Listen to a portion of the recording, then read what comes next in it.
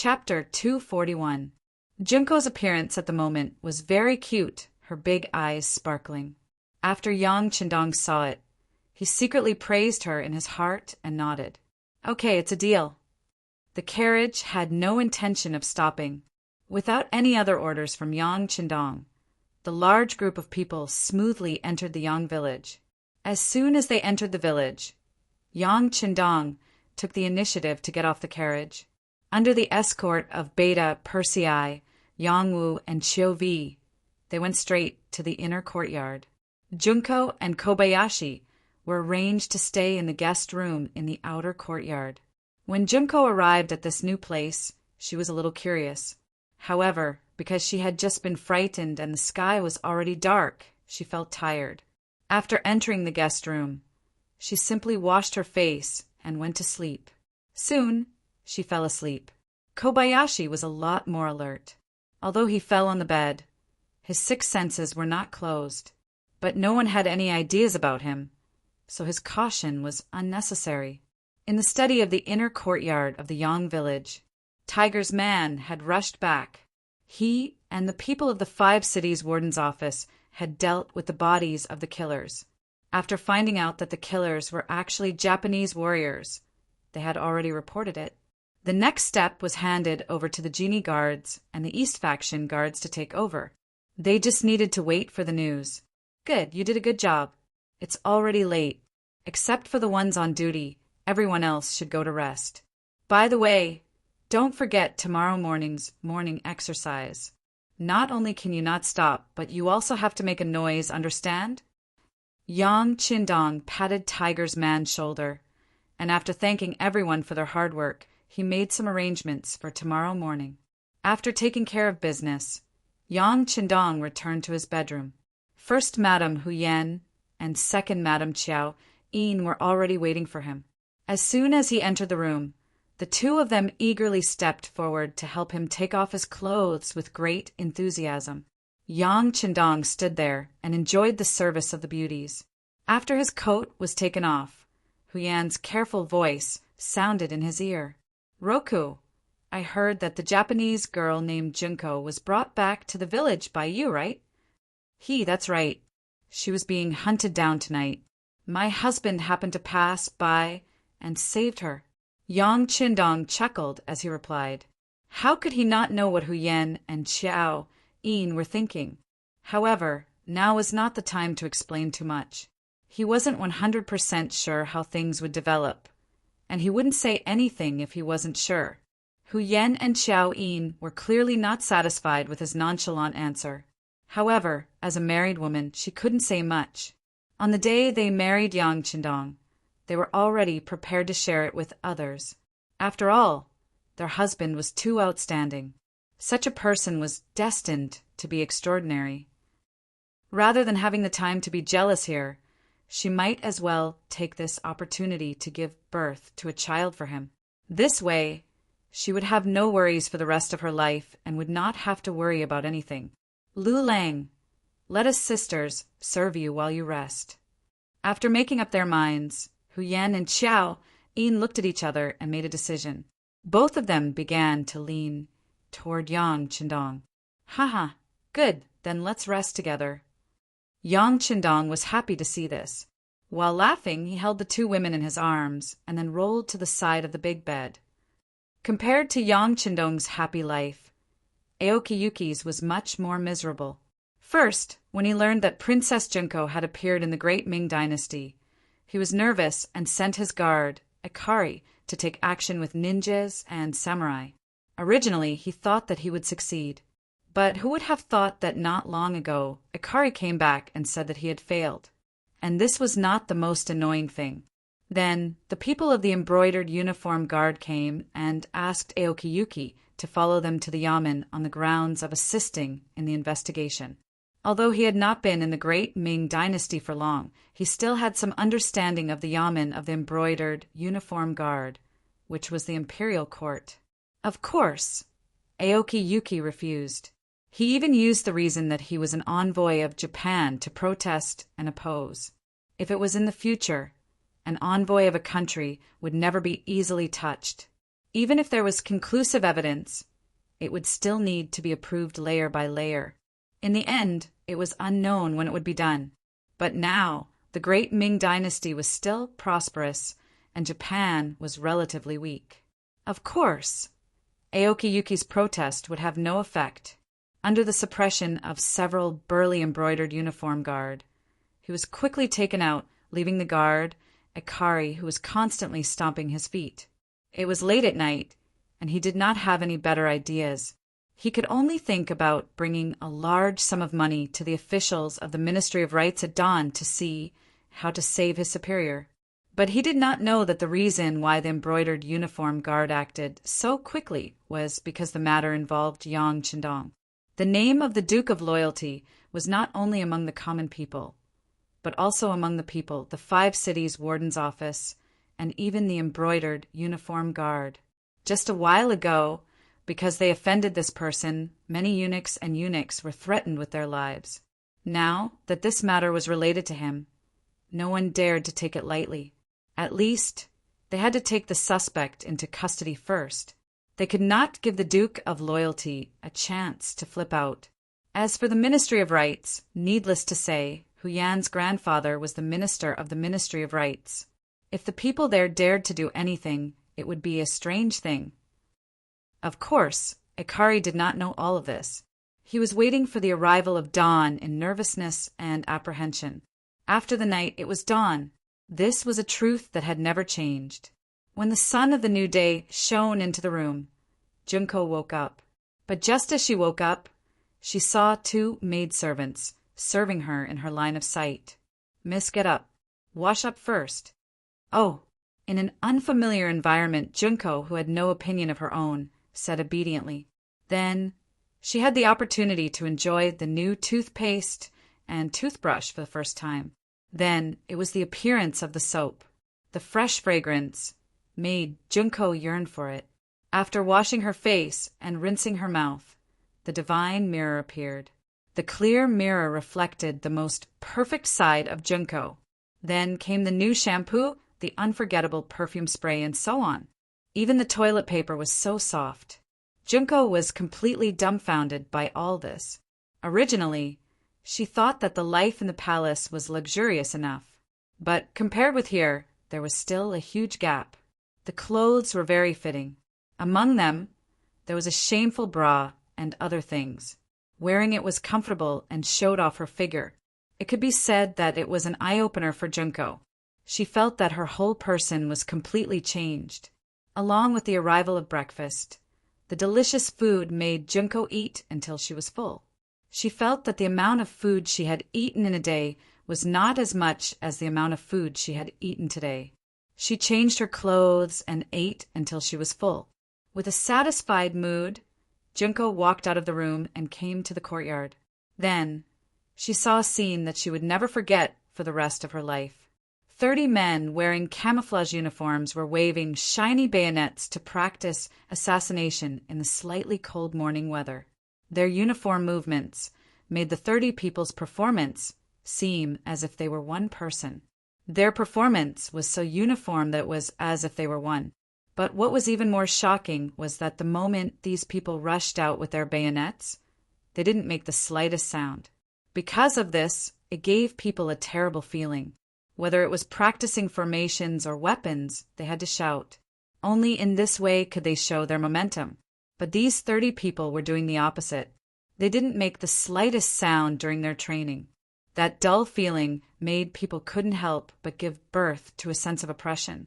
It was this feeling that made Junko's chest feel tight and even suffocated. In the distance, the loyal Duke Yang Qindong, who was wearing a vest, was running quickly with more than a dozen people.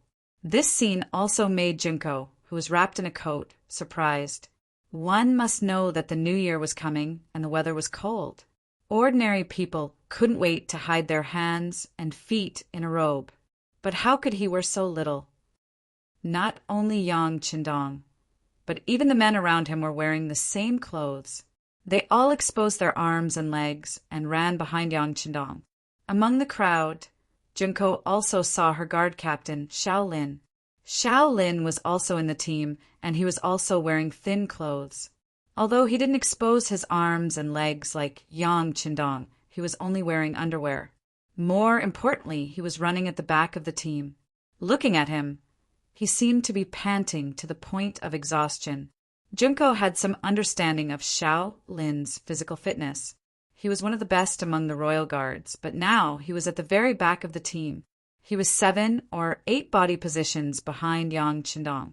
This was something that no one dared to imagine. But now, everything was really happening. Junko covered her mouth with her hands in horror. At this moment, she was really shocked. At the same time, Xiao Lin was also shocked. As a guard of the Japanese imperial family and one of the best, Xiao Lin was somewhat conceited. It was difficult for ordinary people to enter his eyes. This proud personality made him walk around the village after waking up in the morning. This behavior was naturally stopped by the patrolling Lung Feng. As a warrior, if there was a disagreement, a fight would break out.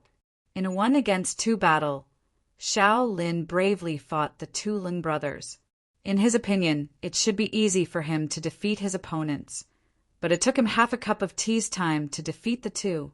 At this moment, the other Lung Feng had already surrounded the place, which attracted the attention of the tallest man beside Yang Qindong, Beta Persei, who also rushed over. In a 1-against-2 battle, Xiao Lin still won. This made the other Lung Feng feel a kind of shame. They all rubbed their hands, wanting to fight to regain their face. Beta Persei, who was better at fighting, saw that Xiao Lin won because of his strange and flexible movements. This might be the advantage of ninjas, that young master said. Chapter 242. His nimble movements often prevented the Lung Feng's close-range attacks from touching him.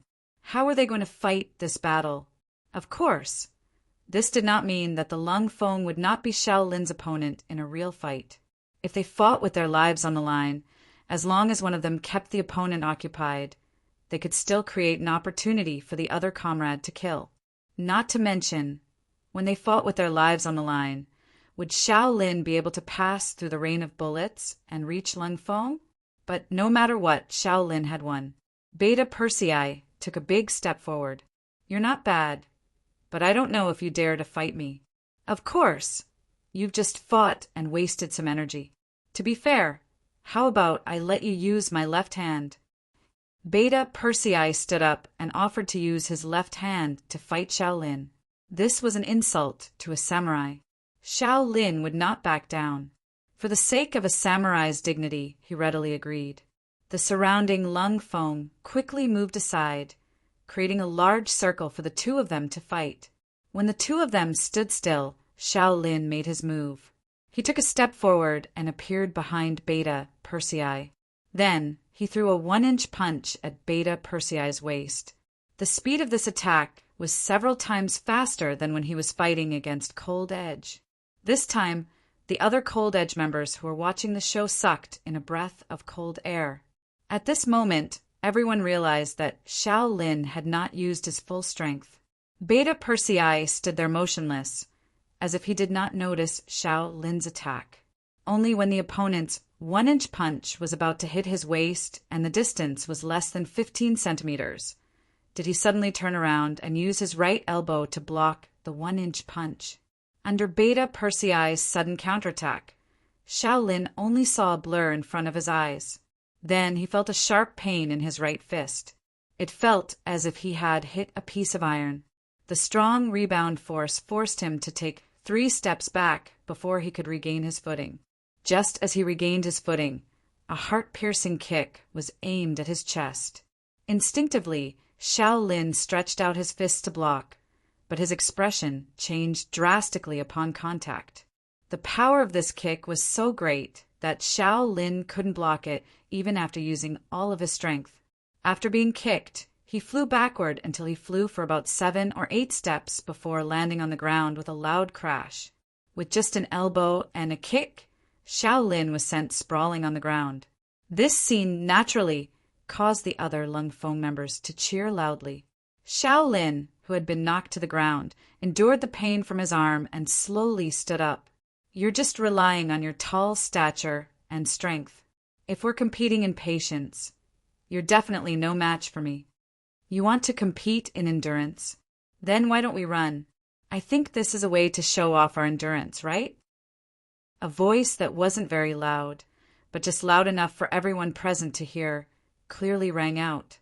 Listening to the voice, everyone saw Yang Qindong, who was wearing a vest and shorts, walking over with tiger's mane, Yang Si, Yang Wu, Yang Lu, Chiu Vi, and other members of the first guard team. "Hello, young master."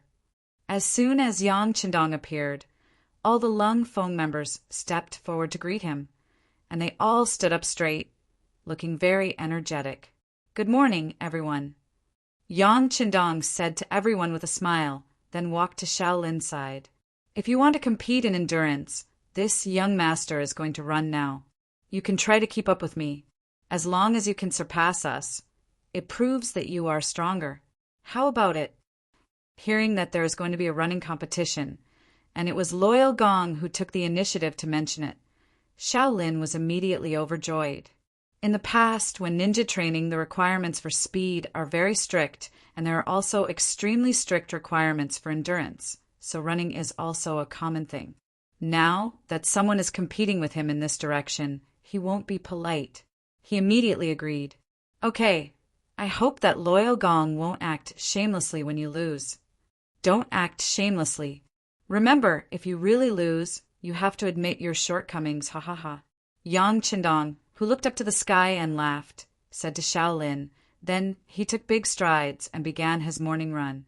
Except for Lung Feng, who needs to train assassination, the other brothers followed Yang Qindong and began to run all the way. It's not accurate to say that they are running. It's far less specific than running, because there was no intention of slowing down from the beginning. Yang Qindong, who took the lead, took big strides and accelerated his speed. Shaolin is indeed a little uncomfortable with Yang Qindong's running method, but he is not afraid. In his view, this is just Loyal Gong trying to show off, trying to pull away from him and make him completely lose confidence. And as long as he can keep up with the other party's pace and rhythm, the other party will be powerless in a later stage. And at that time, it will be time for him to overtake. With this thought and confidence, Shaolin also shook off his arms and took big strides to keep up. And this time he ran a full 6 laps. Each lap is 400 meters, and 6 laps is a distance of nearly 5 miles. His footsteps had been maintained at a constant speed, and Shaolin, who followed behind, did not notice that Loyal Gong is tired. This development is completely different from what he imagined. Shaolin used all his strength to keep up and began to take off his clothes. Originally, because of the weather, he was tightly wrapped, but now he began to take off his coat. After a while, only his underwear was left on his body. But even so, he still felt hot. The most important thing is that the distance between him and Yang Qindong is getting farther and farther. After another 6 laps, he has already run 5 kilometers. Shaolin felt that he has reached his limit. But when he looked at Yang Qindong, his expression still didn't change, and his footsteps were still light. At this moment, if Shaolin doesn't know how powerful Yang Qindong is, then all his years of learning martial arts are in vain. At this moment, his heart gave birth to the idea of admitting defeat. And at this time, Junko appeared and saw this scene in front of her. The appearance of the goddess in Shaolin's heart seemed to have suddenly poured strength into him. His legs, which were originally as heavy as iron and lead, regained their strength. He began to exert his strength to chase, and he actually overtook the 2 guards. Yang Qindong, who was running in front, felt the change behind him. The corner of his mouth just smiled slightly, and then he also began to accelerate.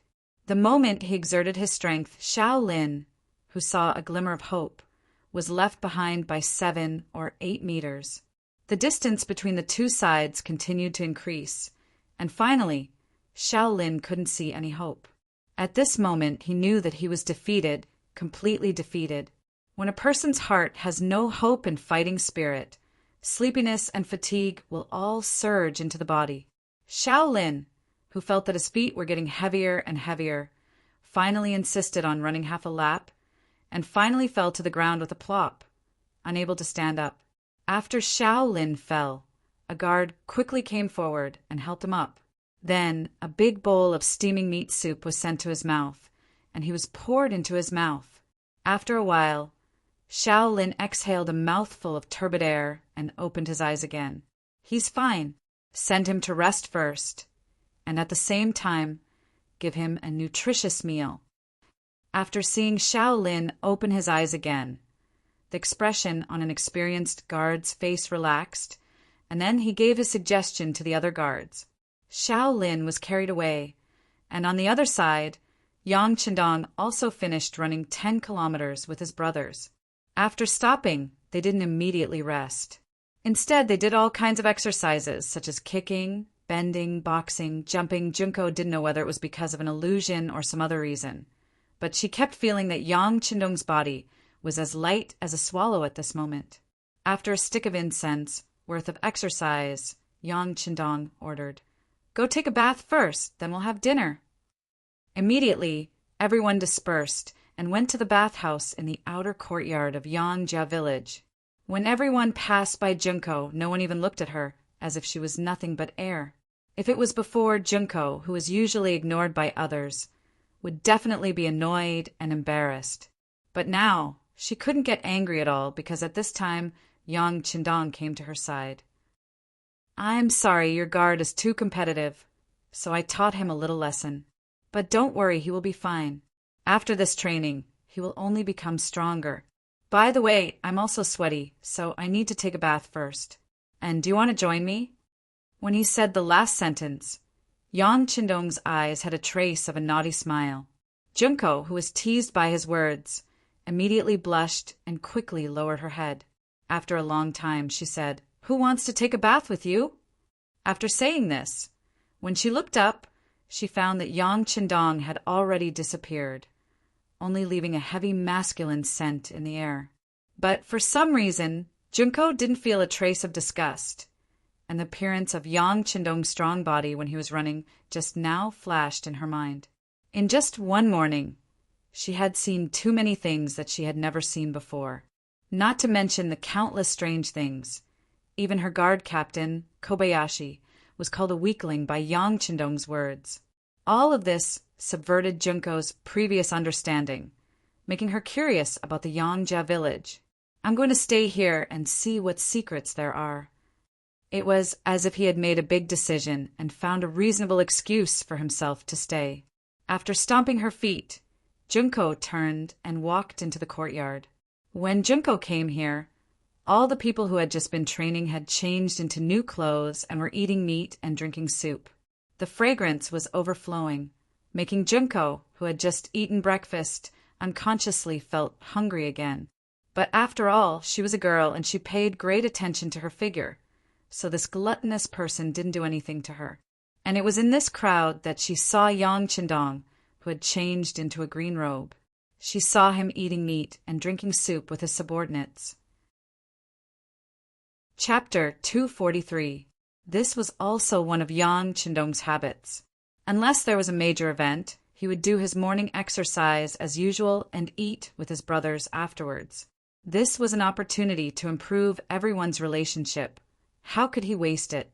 The dignified Duke of the great Ming dynasty actually dined with his servants. How incredible was this in Junko's eyes? At least in her impression, when her father ate, except for major festivals, her mother would sometimes sit with him and accompany him. Generally, he ate alone, which seemed to show his noble status. But when it came to Yang Qindong, everything seemed to have changed. But they seemed to be getting along so well. Could it be that her father's method was wrong? Or was this Yang Qindong originally a different kind of person? Unconsciously, Junko's heart was filled with more and more doubts, which also made her curious about the Yang village. Yang Qindong, who was eating, noticed the changes on Junko's face. Looking at her frowning, gently nodding and shaking her head, he felt that she was so cute. After a while, he stood up and took the initiative to come to Junko's side. "Miss Junko, I have allowed you to stay here for one night. Now it's already dawn. You should go and see your guards. If there is no problem, it's time for you to leave." "Oh, then I'll go and see little Lin Kuan." She didn't know why, but the closer she was to Yang Qindong, the faster her heart beat.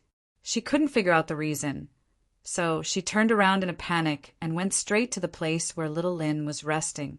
In little Lin's room, after eating a lot of delicious food, his body was gradually recovering. When he heard the door open and saw Junko appear, little Lin struggled to sit up from the bed. "Princess, you are too tired. Don't get up, just lie down." Junko hurriedly came to the bed and sat down on the chair beside little Lin's bed. "Princess, I'm fine. It's just that I ran too fast, so I'm tired. I'll be fine after a rest. By the way, when are we leaving here?" Little Lin was afraid that the goddess would look down on him, so he tried to show off. Junko didn't answer little Lin's question, but asked, "Little Lin Kuan, can you tell me your impression of the Yang village?" Imprint? Xiao Lin seemed to be seriously considering this question for the first time. He pondered for a moment before answering. "Princess, Yang village is very mysterious. The people here are also very strong. Their training methods are also very unique. Very powerful." Junko seemed to have caught the key point and asked, "How powerful? Compared to my imperial father's guards?" This. Xiao Lin scratched his head. "I don't know since we haven't competed, but it seems that the people here are stronger." "What? Are they more powerful than father's guards?" Junko asked in shock. She had never practiced martial arts before, so she didn't know much about it. But since it was Xiao Lin who said it, it shouldn't be wrong. After all, taking the initiative to slap their own face was not something that a warrior was willing to do. However, he still admitted it. That could only mean one thing, and that was that the people from the Yang village were really strong. How are they compared to Ashikaga Yoshimasa's guards? Junko continued to ask. This was the main point she wanted to know. Compared to the general's guards, they must be stronger. Xiao Lin seriously thought for a moment and then gave a rough answer. As if to increase his persuasiveness, he added, "The people here use advanced firearms that can fire continuously. This is something that the general doesn't have. If they really fight, I'm afraid that he will suffer a great loss." "So powerful!" Junko exclaimed again. This time, there was a trace of joy on her face. If everything was as Xiao Lin said, then once she drew Yang Qindong to her side, it was equivalent to having the strength to deal with the general. In that case, her imperial father wouldn't be so threatened. At this moment, Junko made a decision in her heart. That was to subdue Yang Qindong and make him work for her. If this was the case, her trip to the great Ming dynasty would be worthwhile. "Xiao Lin Kuan, your body is still very weak. How about this? You stay here for 2 days. I will explain it to Dong Shuai." Since he wanted to stay, he needed a valid reason. Xiao Lin's physical condition was the best excuse he could come up with. "No, Princess, Xiao Lin can continue to walk without rest. I can also protect Princess's safety." Xiao Lin didn't understand these things. He just didn't want to admit defeat. "Enough." Junko suddenly stopped Xiao Lin. "I said that your body is weak and you need to rest. Are you going to disobey my order?" Xiao Lin was caught off guard by the sudden change in the princess, who had a gentle expression on her face just a moment ago. But the education he received since childhood made him instinctively agree. This lowly one doesn't dare to disobey princess's order. "Very good. Since that's the case, do as I say." Seeing Xiao Lin yield, Junko's face reappeared with satisfaction. Then she walked out of the room and went out of courtyard to look for Yang Qindong. At this time, Yang Qindong had already eaten breakfast and was in his study looking at the various materials sent by the Intelligence Bureau. Hu Yan and Xiaoyin were attending to him on his left and right. The three of them were chatting and laughing, and it was truly a scene full of spring. But in this kind of atmosphere, Tiger's mane suddenly knocked on the door and said, "Young master, Miss Junko wants to see you." "She hasn't left yet? Well, let her come in." Yang Qindong was well aware of this, but his face showed a puzzled expression, as if he was surprised by this result. On the other hand, Huyen and Xiao Yin couldn't help but look at him, but then they smiled like flowers. They didn't have the slightest intention to be angry. After Tiger's Ming got approval, he led Junko into the study. As she entered, the 6 eyes of the 3 women unconsciously collided with each other. This was the first time the 3 women met. Their eyes seemed ordinary, but in fact, they were filled with jealousy. Speaking of which, the 3 women were extremely beautiful women. It could be said that each of them had their own merits. Huyen was beautiful, Xiao Yin was full of charm, and Junko was cute and moving. Any man who could have one of them was already a blessing that he had done countless good deeds in his previous life. But when the 3 women were together with the same man, it was really like the old saying, the most difficult thing to bear was the beauty's favor. After a short exchange of glances, the 3 women separated. Huyen was holding a teacup, while Xiao Yin was pouring tea to express their close relationship with Yang Qindong. Only Junko was left standing there alone, seemingly a little embarrassed. With Junko's identity and the treatment she had received before, she should turn around and leave at this moment. She was the dream lover of many men. Why would she need to fight with other women for a man? But when she thought of all the things she had seen in Yang Village, she finally gave in. She would never forget the words her father said to her when she left Japan and the eager look in his eyes. How did he promise that he would help his father find a powerful ally? And now, the ally was standing in front of her. If she gave up because of her personality, it would be too stupid. For the sake of her goal and to not disappoint her father, Junko suppressed some of her anger and said to Yang Qindong with a smile, "Dong Shuai, this little girl came to tell you that because the bodyguard's body is too weak, I want to stay for 2 more days. Please help me." On the way here, Junko was thinking about what kind of good words to say to make Yang Qindong let her stay. For this, she had indeed thought of some words to say. But the moment she saw Huyen and Xiao Yin, she rejected all of her ideas and took the most direct way. If Yang Qindong was willing to let her stay, it meant that she still had some place in his heart. What she wanted to do next was equivalent to seeing hope. On the other hand, there was no need to say anything. Even if she forced him to stay, it would be difficult to achieve her goal. Wasn't the directness of her words a test of Junko's? She wanted to see what Yang Qindong's true attitude towards her was.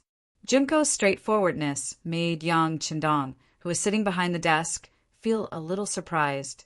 He had already guessed that since Junko appeared, she would not leave so easily. She would even find all kinds of excuses to stay and ask for help.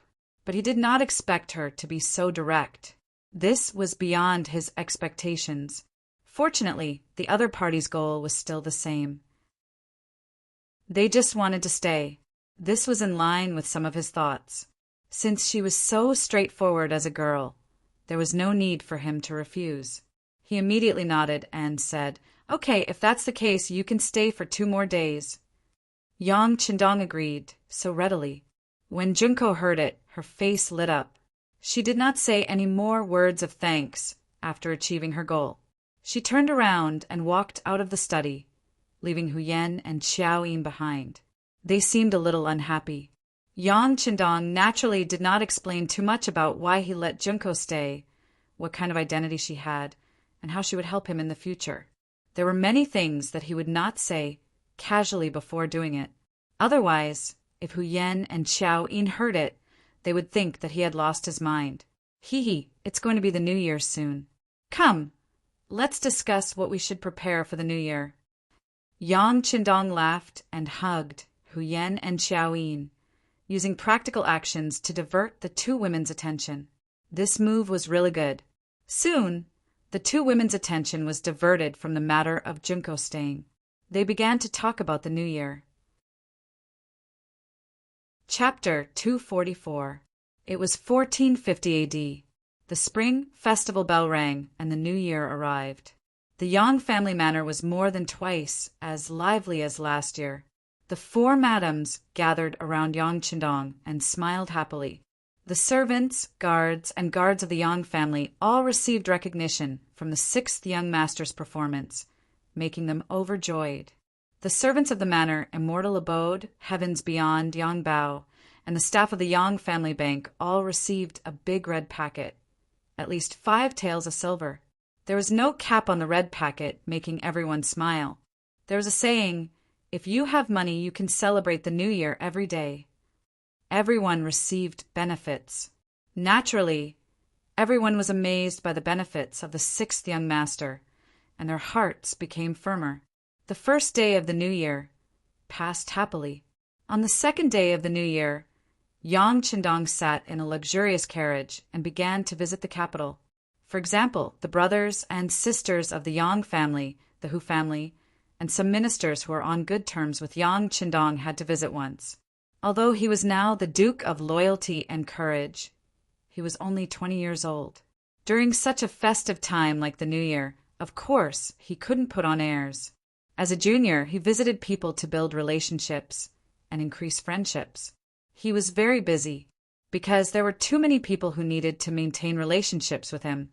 Even the eunuchs like Jining in the palace also needed to send a congratulatory gift. This didn't mean that he was afraid of anyone. He just didn't want to give the other party an excuse to find trouble with him. And he was busy until the 7th day of the New Year. This was also the day of the opening of the Yang Family Academy. Before the New Year, He Wenyuan and the others who came to find trouble with him were so embarrassed that they couldn't show their faces. In particular, the poem The History of Lion-Eating Shi was even more amazing. What was worth mentioning was that Yang Qindong actually took the initiative to go to the He residence to find He Wenyuan during the New Year's visit. He gave He Wenyuan the draft of The History of Lion-Eating Shi that he wrote himself. That day he had said that if He Wenyuan did not lower his head and admit his mistake, the manuscript of The History of Lion-Eating Shi would not be published. But in reality, Yang Qindong didn't do that.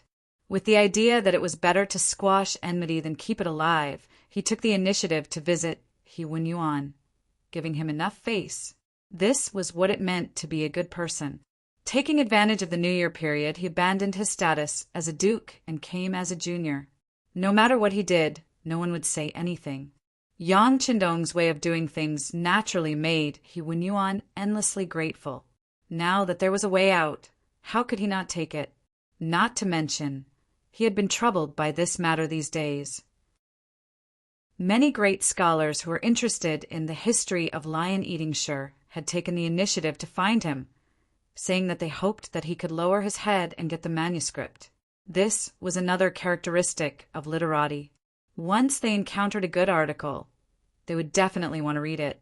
Otherwise, they would not be able to eat or sleep well. Among these great scholars, some of their identities were not ordinary. In terms of qualifications, they were comparable to He Wenyuan. This was really difficult for He Wenyuan because he really couldn't lower his head and ask for advice from a young boy. When he was troubled, there was no lively event in He residence this year during the New Year. At this moment, Yang Qindong came and took the initiative to give him a way out by giving him the manuscript of The History of Lion-Eating Shi. How could He Wenyuan give him any face?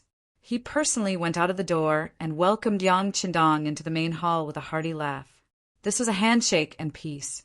After settling He Wenyuan, the enrollment of the Yang Family Academy was not so stressful, and the preliminary enrollment was completed in just a few days. Not to mention, Yang Qindong was really famous. Originally, he only needed to recruit 50 people. But the number of people who signed up had reached 500. He had no choice but to get them into the academy first, and then select the suitable candidates after the assessment. On the 7th day of the New Year, the entrance of the Yang Family Academy next to the Yang Family Manor could be said to be very lively. More than 500 young people stood in groups of 2s and 3s on the spacious square. Among them were young master nobles and young masters who wore silk and satin. There were also some poor people who wore cotton clothes and even had patches on their clothes. The snow began to fall on the 4th day of the New Year, and it continued to fall sparsely until last night. 3 consecutive days of heavy snow turned the Yang Family Manor into a white ocean. The branches, roads, and roofs were all covered with a thick layer of snow. Groups of people waiting outside the Yang Family Academy could not help but sigh at the omen of a bountiful year. They all said that today would be a good year, with good weather and a good harvest. At 8 in the morning, when the number of people gathered outside the manor had exceeded 2,000, the Yang family manor's gate opened from the inside. A group of mercenaries in camouflage walked out. Behind them was Yang Qindong in a green robe. His steps were steady, and his face was filled with a very amiable smile. Under the protection of Tiger's mane on the left and Beta Persei on the right, he came forward. The appearance of Yang Qindong made the noisy crowd quickly quiet down. He had this kind of magic. No matter where he appeared, he would always quickly become the focus of attention. At this point, although the contact time was not long, Junko, who was behind Yang Qindong in the crowd, seemed to be used to it. In about half a cup of tea's time, Yang Qindong and his group arrived at the gate of the Yang Family Academy, which made the atmosphere even quieter. Under the watchful eyes of the crowd, Yang Qindong strode forward and arrived alone at the academy's closed door. Looking at the door with festive couplets pasted on it, Yang Qindong stood still and turned around abruptly, looking at the crowd of outsiders. "Thank you for supporting me so much, and thank you for coming to support me. Later, no matter who it is, whether or not you are selected as a student of the academy, there will be a small gift for you." "Yes, young master." Tiger's mane, who was called, nodded in agreement, then turned back and raised his palms and clapped 3 times. After 3 claps, 4 strong men came out of the Yang Family Manor's team. They put the boxes in their hands on the ground and opened them. Suddenly, a burst of silver light shone directly into everyone's eyes. 2 boxes, a total of 10,000 taels of silver. This was the small gift Yang Qindong talked about.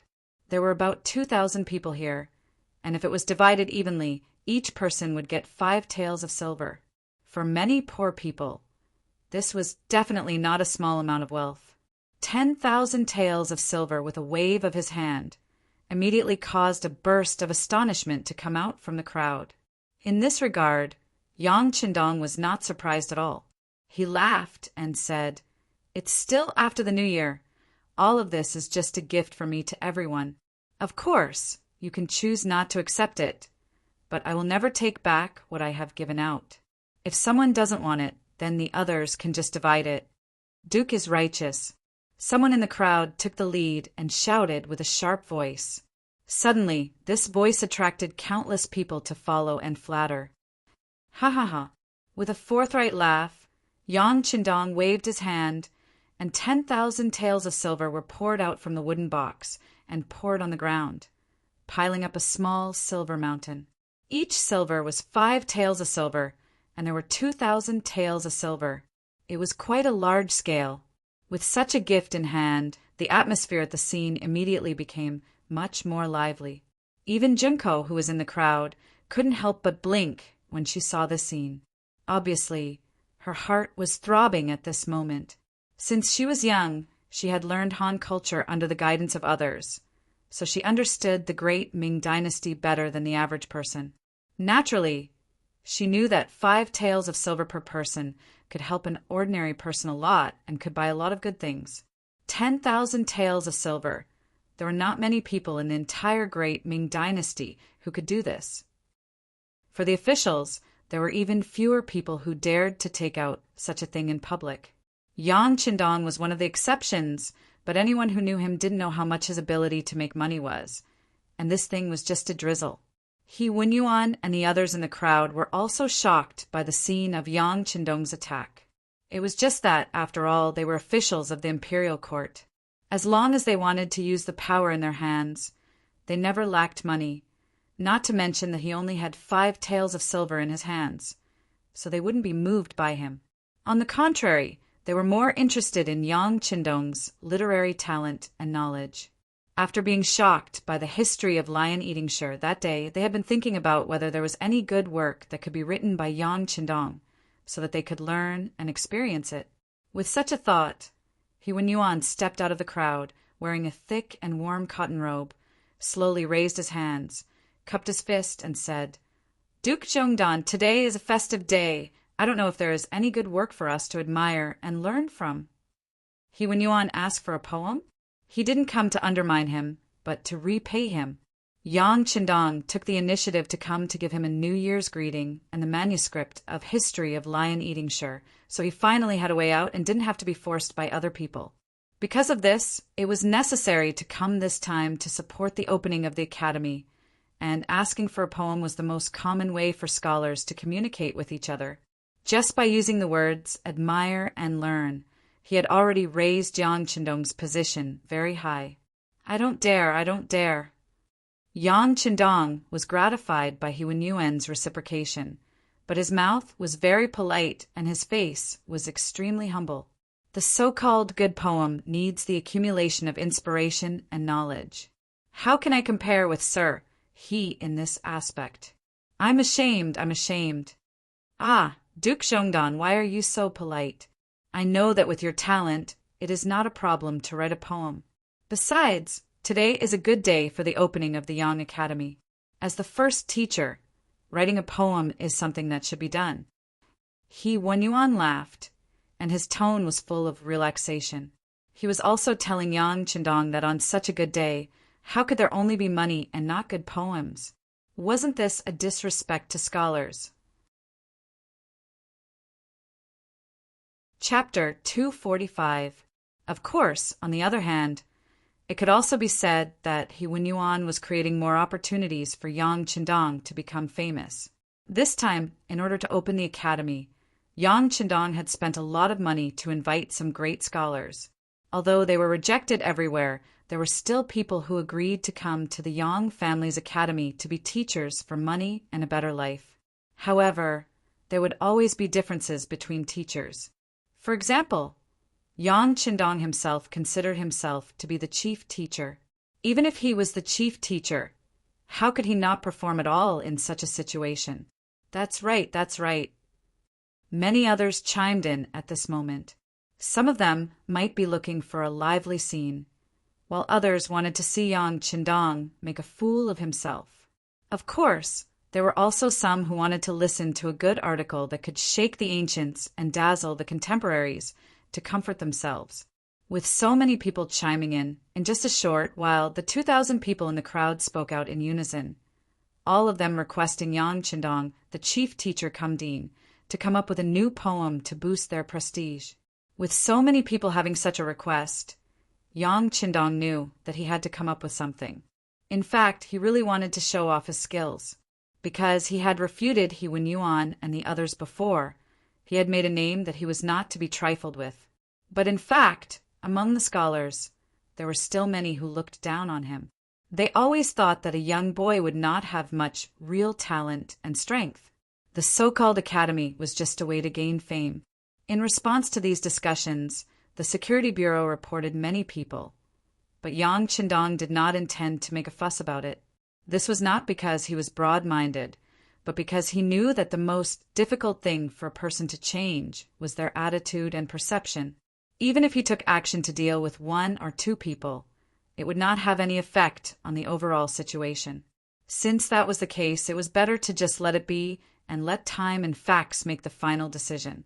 However, in the process, Yang Qindong would continue to work hard to change the mentality of the people of the great Ming dynasty, the way they looked at things and the way they did things. The premise to accomplish all this was to ensure that he himself was the strongest. Good poetry was also a kind of weapon. It was a sharp weapon that was specifically targeted at scholars. It made them feel ashamed of their inferiority and slowly gained their recognition. Now that the Yang Qindong Academy was about to open for business, Yuan and the others had the same idea. Yang Qindong decided to satisfy them. In his mind, he began to flip through the famous poems that he had read in his previous life. When he saw the pure white snow around him, he nodded lightly and had a thought. Speaking of the grandeur of a poem that was about snow, it had to be the great man's Spring in Qin Garden Snow. Yang Qindong's heart was filled with gratitude for the legacy left to him by the great man of his generation. He gently lifted his green robe, looked up at the sky, and concentrated his qi in his dantian. He then said with a powerful voice, "Yang family village snow." The scenery of the northern kingdom was magnificent. Thousands of miles were covered in ice, and tens of thousands of miles of snow fluttered about. Looking inside and outside the Great Wall, there was only the boundless expanse of the great river. The mountain dances like a silver snake, the plains like a wax elephant, wanting to compete with the Heaven Duke. Su Qing was dressed in red and white, looking exceptionally enchanting. There were so many beauties in the country, attracting countless heroes to bow down to them. Emperor Shi Qin Hanwu was slightly inferior in literary talent. Tang sect Song Zhu was slightly inferior in style. Genghis Khan, the heavenly son of a generation, only knew how to shoot a big eagle with a bow. The past is the past. Counting the heroes, it depends on the present. The clear voice was still resounding between heaven and earth. But at this moment, the noisy crowd had already become silent. Everyone was silent at this moment. Anyone who knew a little about poetry could feel the grandeur of the poem, Yang family village, snow, and the courage of the ambition. Even those who didn't know about poetry were shocked by the powerful momentum of Yang Qindong's recitation. They didn't dare to make a sound. Junko was also in the crowd. With her understanding of Chinese, she could naturally understand the poem, Yang family village, snow. Because she understood it, she was very surprised. She couldn't imagine that such a sentimental and majestic poem would come from the mouth of Yang Qindong, who was only 20 years old. In the front row of the crowd, He Wenyuan and other great scholars' representatives were trembling with excitement at this moment. They knew more about poetry than others. Because of this, they could understand the role and meaning of this poem in the first place. If the previous history of the lion eating the Shi family was a work of trickery and was created with enough understanding of Chinese characters, then Yang family village, snow showed a kind of broad feeling and a kind of lofty ambition. The past is the past. Counting the heroes, it depends on the three words, the past is the past in the present. The words were full of endless meaning, and it was a wonderful finishing touch. The history of the feudal society in China was briefly mentioned, and it turned to the present era of the poet, pointing out the theme of counting the heroes. It depends on the present era. The present era was a new era, and the new era needed new heroes to lead it. The heroes of the present era lived up to the mission of history and surpassed the heroes in history. They had more outstanding talents and would create unprecedented great achievements. This was the poet's firm self-confidence and great ambition. This conclusion, which shocked the ages, made a declaration that surpassed history and expressed the ambition to change the world. At that moment, he thought for thousands of years. At that moment, he saw the future. At that moment, he was full of lofty sentiments. At that moment, he looked down on the past and present. The entire poem reflected a kind of broad-mindedness and arrogance. Every sentence carried an extremely deep meaning. Once one carefully pondered over it, every word was like a jewel, and every sentence was full of fine sentences. At this moment, He Wenyuan was completely convinced. The poem Yang family village, snow, had completely conquered him. Convinced, he was the first to applaud. Good. Good poem, good mood, good mind. Loyal and courageous. Your talent is admirable. He even said the word admirable. It could be seen that at this time, He Wenyuan was really impressed by Yang Qindong's talent. With him, as an example, the other literati also nodded their heads and congratulated Yang Qindong with their fists clasped in front of him. With the literati taking the lead, the others naturally followed to congratulate. Yang Qindong smiled and cupped his fists to everyone. He knew that the 2 consecutive styles were very successful. Next, he would see the real academy. He turned around and suddenly stretched out his hands. His fists turned into palms and pushed the door of the Yang family academy behind him. With this sudden force, the originally heavy door opened from the outside. With a creaking sound, The two iron blocks on the left and right of the Yang Family Academy's door appeared in front of everyone. It was not correct to say that it was two iron blocks. Although it was iron, it had a round iron body and a long iron handle. It was like a machine in front of everyone. At this moment, behind Yang Qindong, He Wenyuan and the others also walked over. They also noticed the two big iron blocks with a cement base. Out of curiosity, everyone stopped and looked at the rare thing in front of them. They were speechless for a while. Yang Qindong had brought too many rare things to everyone. At this point, they were no longer as shocked as they were at the beginning. Therefore, at this moment, everyone's eyes fell on the Duke of Loyalty, wanting to see how he would explain this thing. "Someone, bring me the basin." Yang Qindong, who was chuckling, strode forward and came to the side of the iron block. He reached out and grabbed the iron handle. Then his arm slowly pressed down. Fall, rise, fall. The rhythm was even and slow. When Tiger's Mane took out a basin and placed it on one end of the iron block, clean water came out from it and fell into the basin like the Milky Way. Ah, it's working. The people closest to it saw it the most clearly. When they saw the water flowing out, they couldn't help but take a step back and then let out a scream. There was no need to shout. Everyone noticed that there was a lot of clear water flowing out. For a moment, everyone was surprised. They were obviously very curious about the iron thing that could work after a few moves. Some of the people in the crowd who had done farm work even widened their eyes. They suddenly thought that if they had this kind of thing in the land they planted, wouldn't they not be afraid of drought? Yes, this is a water pressure well, a tool to draw water from the ground.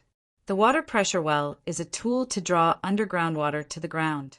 It is made of cast iron and the bottom is a cement-like block. The head of the well is the water outlet. The back of the well is thick and thin. The tail is a pressure handle connected to the heart of the well. It is about 20 to 30 centimeters long. It is often used, making it brighter. The heart of the well is a water guide skin. It is the force of this water guide skin and the heart of the well that draws the underground water up. The principle is not complicated. It's just that because of the backwardness of science and technology, no one has studied physics. Everyone wants to learn from the sage and Confucius. Naturally, they have no time to care about other things. This is the water pressure well.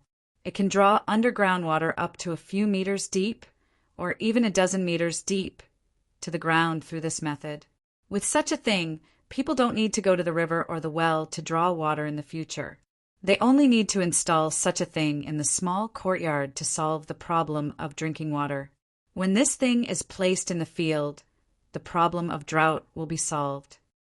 Looking at the eyes focused on him, Yang Qindong's words were powerful and resonating, shaking the eardrums of everyone present. Ah, is it really so magical? Quick, who is going to try the other one and see if it can really draw water? He Wenyuan was also shocked by Yang Qindong's introduction. He remembered that there was a well in his courtyard. Usually water was taken from there. However, there would often be dirty things falling on it.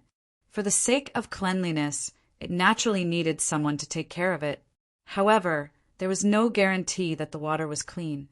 But now, there was such a thing that could make water appear on the spot. It was really convenient and much more hygienic. When He Wenyuan shouted, someone had already walked over. He reached out and pressed the iron handle of the water pressure well. After more than 10 times, water began to flow out of the iron mouth. Some people couldn't help but curiously go forward to have a taste. They immediately shouted excitedly, "So cool, so sweet!" Chapter 246. Quick, let's go and have a taste. Hearing this, the crowd immediately became restless. Then, one by one, they crowded forward, wanting to try this new thing.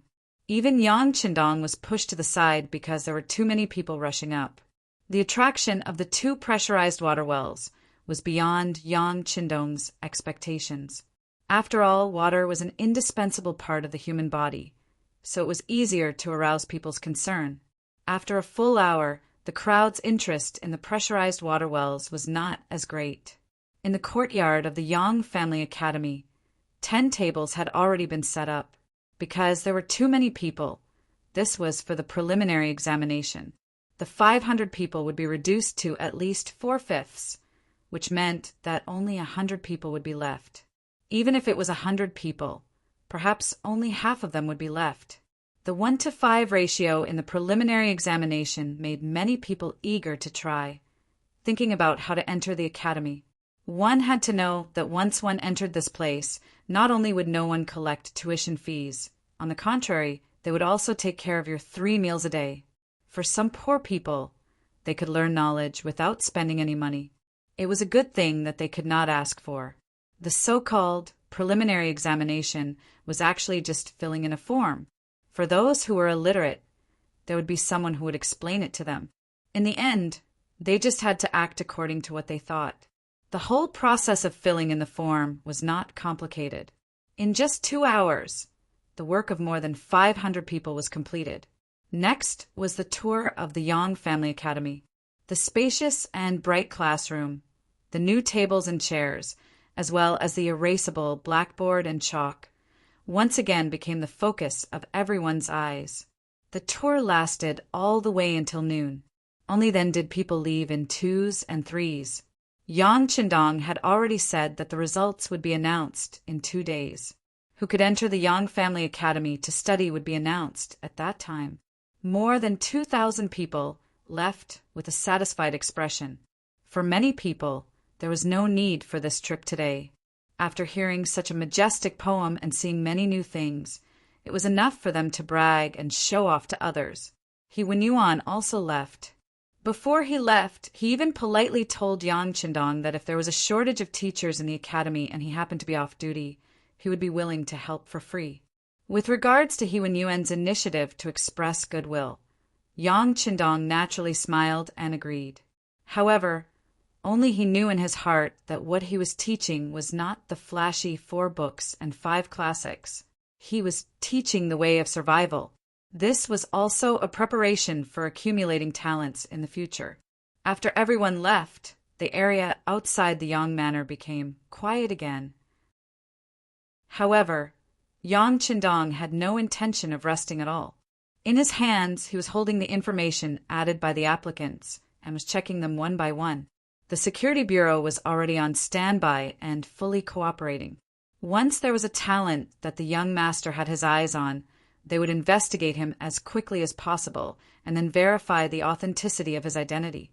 Although Yang Qindong, who had made a great contribution, had taken the initiative to leave the court, he knew that his contribution was too great, so great that even the emperor had to be wary of him. Now that he had made such a big move, it was impossible for the academy not to be on guard. In fact, the Security Bureau had already found 3 secret agents of the embroidered uniform guard from the applicants. Although they were good at forging identities, in front of the extremely professional Security Bureau, they still revealed their foxtails. Not only were there secret agents of the embroidered uniform guard in the capital, but also spies sent by Zhu Qijin of the Ming sect, and there were as many as 8 of them. In addition, there were 2 spies sent by Wali Hen. Looking at the applicants screened by the Security Bureau, Yang Qindong shook his head and smiled. They really think highly of me. It seems that the young master can't keep a low profile even if he wants to. Of course, in addition to these spies, there were indeed people with good conditions among the applicants. For example, the 4 forms on the table. The first was Wang Si, the grandson of the Minister of Personnel Wang Ji. He had previously been an editor of the Hanlin Academy and was a 7th-rank official. He was also one of Yang Qindong's friends from a long time ago. Later, when Zhu Qiu had taken over, Jining had once sent people to blackmail Wang Ji. Because she had received very little, she was dissatisfied and removed Wang Si from his position. Although he was later reinstated, this young master no longer cared about official matters and became a frequent guest of the immortal abode. This person had also applied for the Yang Clan Academy. When he saw his name on the table, Yang Qindong pulled him out. After some deep thought, he decided to take him as a student. Yang Qindong had his own considerations for this. His attitude toward the great Ming dynasty was to boil the frog in warm water. In order to achieve this, the prerequisite was that there was enough warm water. He viewed Wang Xi as a part of the warm water, and he would be able to influence the young master and young lords. It was even possible that Wang Xi's attitude toward the great Ming dynasty would change. Yang Qindong had been very close to Wang Xi for a period of time, so he had a certain understanding of this person. He was very smart and did not have the bad habits of a hedonistic young master. In addition, he was not very old. As long as he was willing to learn, he would be able to achieve great things. The second person he chose was called Feng Ku, a dispirited scholar. When he was young, because he was smart, he had become an elementary scholar early on, allowing him to see the hope of changing his family. He had immersed himself in books, unable to extricate himself. However, people like this often did not excel in anything other than studying. Feng Ku was an example of this. His learning speed was indeed very fast, but he was lacking in contact with others, so he did not have many connections with other scholars. When he was taking the high scholar examination, he was tricked by another elementary scholar. He had stuffed an unimportant note into the bottom of his shoe and brought it into the examination room. Originally, this was just a joke to tease him. However, he did not expect the result to be so dramatic. Feng Ku became an elementary scholar, but the elementary scholar who put the note failed. Out of revenge and jealousy, this person reported this matter to the imperial court. However, because things had changed, there was no way to investigate. However, because of this matter, Feng Ku was not given a position by the imperial court. He only received the status of a high scholar. In addition, his parents had passed away early and he was not good at business. In the end, the fields in his family were sold to buy books. Now, even eating became a problem. This kind of bookworm, no matter where he went, he wouldn't be liked by anyone. However, Yang Qindong knew that this kind of person was more suitable for professional work. For example, the scientists in the future. It was because they had no desires and only had knowledge and science in their eyes that they were able to create many inventions. Accepting this person was to train Feng Ku as a seedling to be a scientist. The third person was called Chang Qianhao. He was from Jiangnan and was the son of the Chang family. Chang Qianhao's family background was very good, and his family background wasn't bad either. His appearance was distinguished and elegant, and the way he conducted himself was very smooth and sly. More importantly, this person had a good hand in calculating accounts, so much so that he was called the divine mathematician. He was chosen by Yang Qindong because he was good at arithmetic. As his business grew bigger, there was a lack of talents in this area. He was going to train this person as a future finance official. Although the Chang family was rich, Yang Qindong did not care about them. He believed that when he gave enough benefits, Chang Qianhao would know how to choose. Not to mention, he was confident that in the process of teaching him, he would completely convince this person. The last person's identity was a bit special. Not only was she a woman, she was also an armed escort. The profession of an armed escort was still very dangerous. After all, there were not so many cameras in ancient times. It was not like where the money trucks were attacked. Usually there would be a lot of clues. It was because of the lack of information that robberies happened again and again. It also made this profession very risky. Men were not willing to take such a big risk, let alone a woman. However, this woman could choose this profession, which showed how powerful she was. Tai Qingyi, 23 years old, was called Iron Face and Benevolent Heart. Iron Face referred to the woman's serious face. Benevolent Heart referred to her bodhisattva's heart. According to the investigation of the Security Bureau, most of the money this woman earned was given to the poor people. This time, the reason why she wanted to come to the Yang Academy to study was that she lost her hand in the process of delivering an escort. As an armed escort, some people could work for a lifetime, but some people could only do it once. It all depended on her to ensure that the escorts were not lost. Unfortunately, Although Tai Qingyi was good at fighting, the number of robbers she encountered was 3 times more than her. She was outnumbered and finally lost her escort, which made her lose her livelihood. She came to the Yang Academy to find a chance to survive and learn more skills. Of course, this had a lot to do with Yang Qindong's reputation outside. Otherwise, it would be difficult for an ordinary scholar to catch the attention of this extraordinary woman. Oh, right, when we were delivering the money in the morning, this woman was the one who shouted for the Duke to be righteous. Ha ha ha. Yang Qindong suddenly thought of something and said. Then he laughed heartily and stored this woman's information. Over the next 2 days, the 100 selected students were divided into groups. Some of them still needed to be observed, but some of them had been predetermined due to their various skills and specialties. It was just that they were unaware of it. Currently, the people outside were still waiting for the results in 2 days.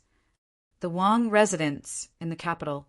As the Minister of Personnel for many years, Wang Zhi's influence was not only shown by his position, but also his hidden influence that people did not dare to underestimate. There was a saying in the Ministry of Personnel that the officials were a level higher than the officials, and the recommendation authority was in their hands. This caused some people to think of ways to curry favor with this master. As time passed, the saying that Wang Zhi's disciples were all over the world was no longer an adjective, but a fact. Chapter 247. Wang Zhi was so prestigious, but his most beloved grandson, Wang Si, did not go against his wishes and applied for the Yang Academy. After learning the truth, the minister flew into a rage in his study and called Wang Si and his son over to give them a good scolding. When it came to his grandson, Wang Zhi cared about him more than just love. He hoped that the power of the Wang family could continue, at least not fall. So he always paid attention to the teaching and training of his descendants. All along, Wang Si's performance was reassuring. At such a young age, he was already an editor of the Hanlin Academy and a 7th-rank official. If he was sent out of the capital, he would at least be a county magistrate. But who would have thought that after being suspended from his duties, he no longer had any desire to improve himself when he was reinstated? Not only did he eat and drink every day, he even applied for the Yang Family Academy behind Wang Zhi's back. How could Wang Zhi not be angry? In the study, Wang Zhi knelt on the ground after being reprimanded, but his face was full of dissatisfaction. Grandfather, didn't you say that the Duke of Loyalty and Courage has a promising future and is very talented?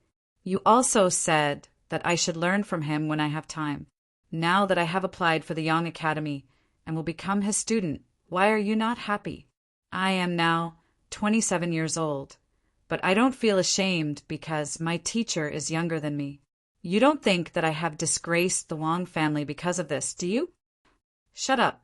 Hearing his grandson's bluntness, Wang Zhi was so angry that his beard curled up. What do you know? The Duke of Loyalty and Courage is indeed very talented and capable. I don't object to you befriending him and learning from him, but it is completely different to acknowledge him as your teacher. You have also heard of the saying that a teacher for a day is a father for life. This is equivalent to tying you and him together.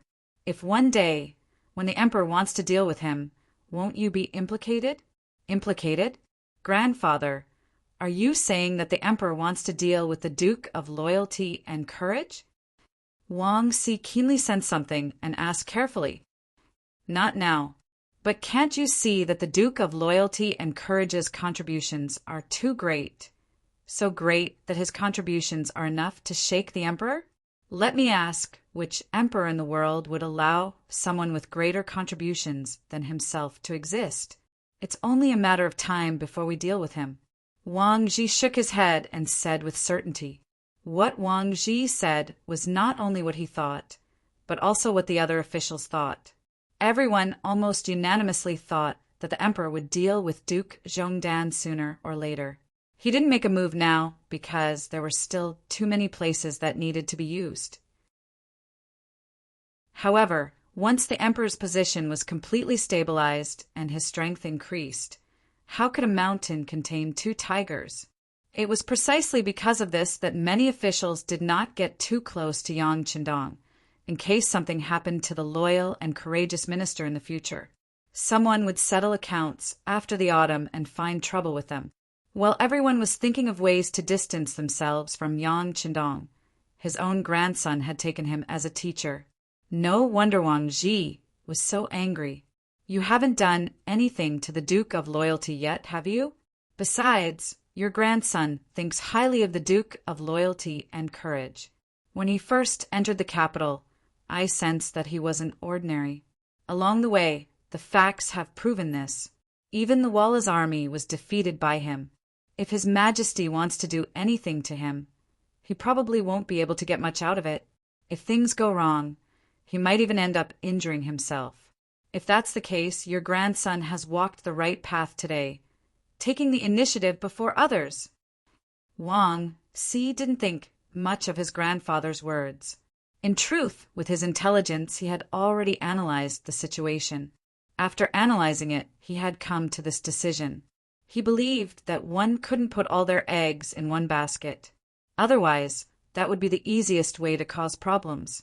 Wang Xi's retort left Wang Ji speechless. Only now did he understand that it wasn't that his grandson didn't understand, but that he knew everything, which was why he had come to this decision. Sire, do you know how risky this is? Grandfather, your grandson has thought about it. But as long as your Majesty is still on the throne, the Wang clan will be fine, and your grandson will also be fine.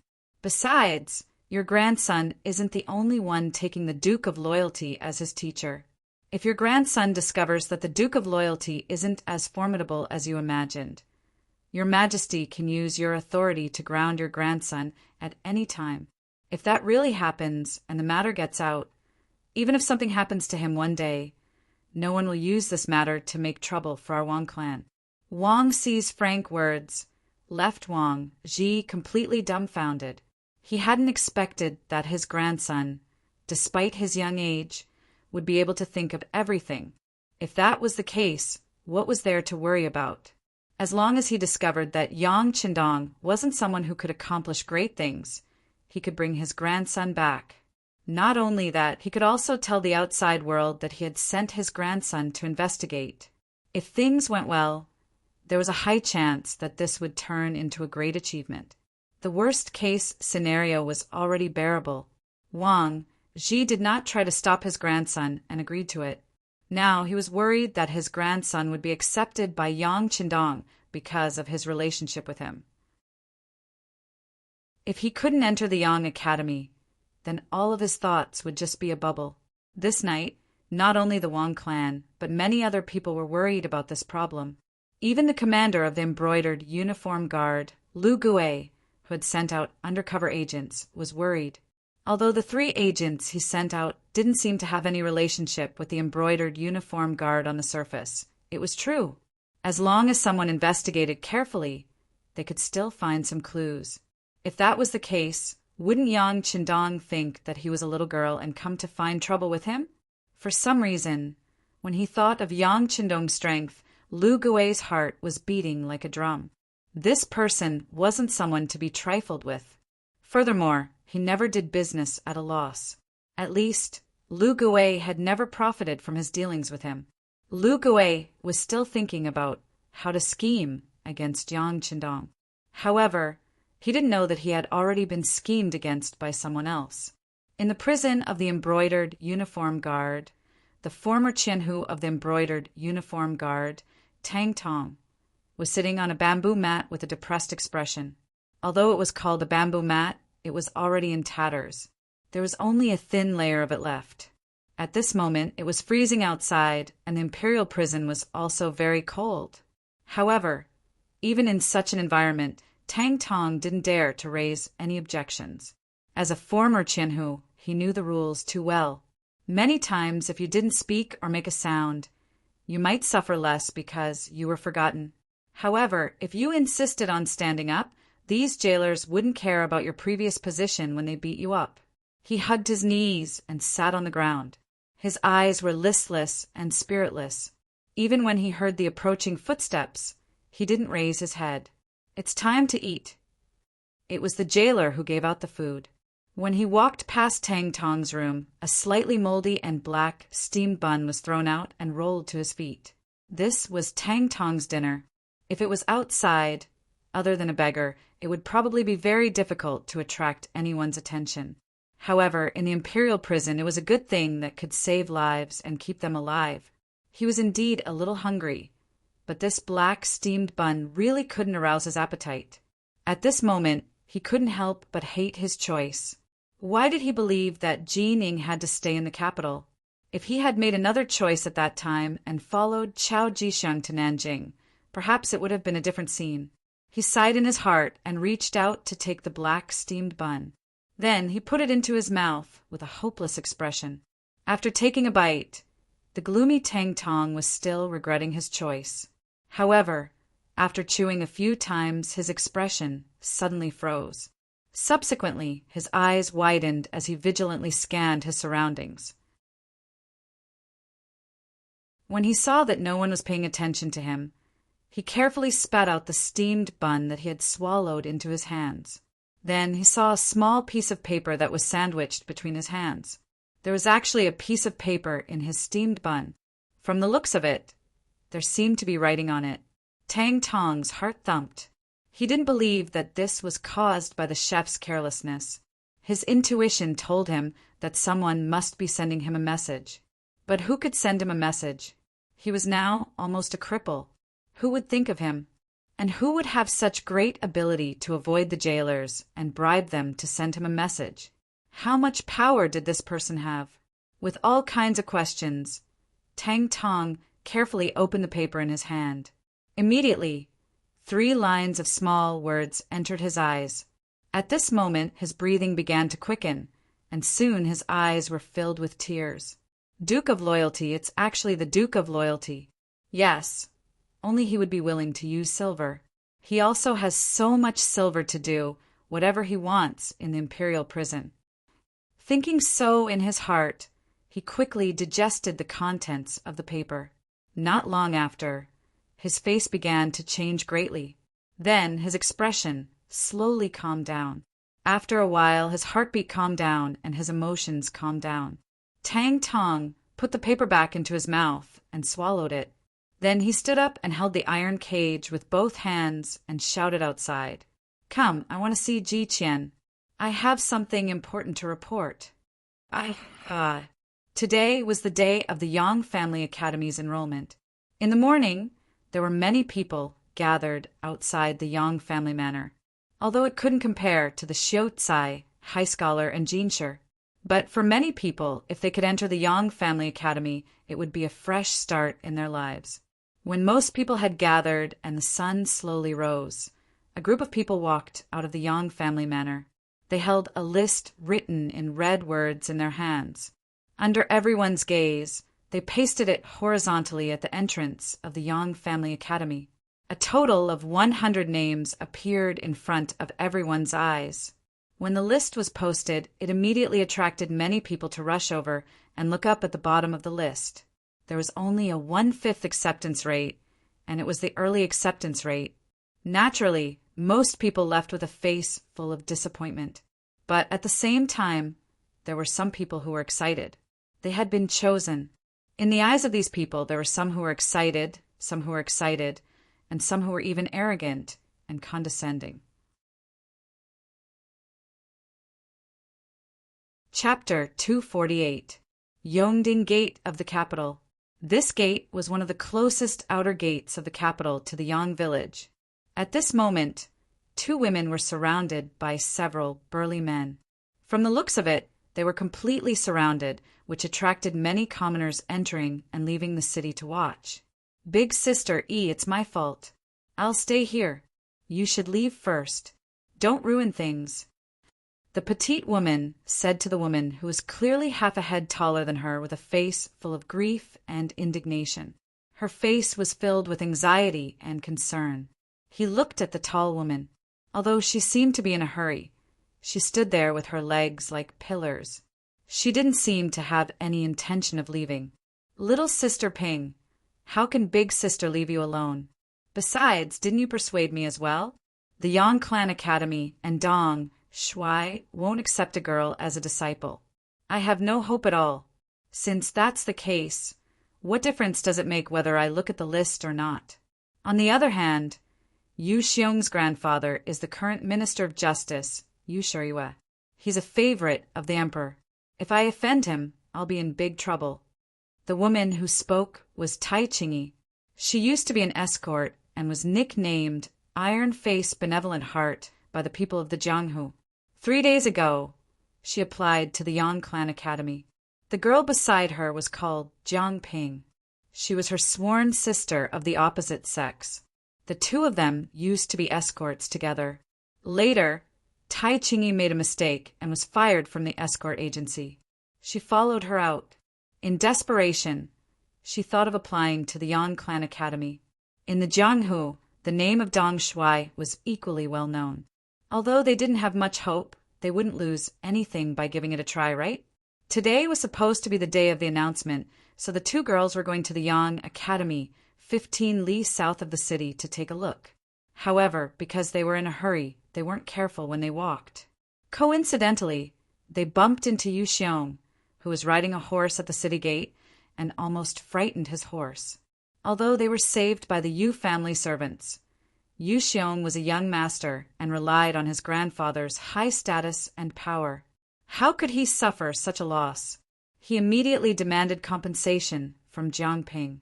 Then, when he saw that Jiang Ping and Tai Qingyi were quite pretty, he pestered them even more and refused to let them go. He even ordered his servants to surround them tightly. From the looks of it, he was clearly going to take them away and do something improper.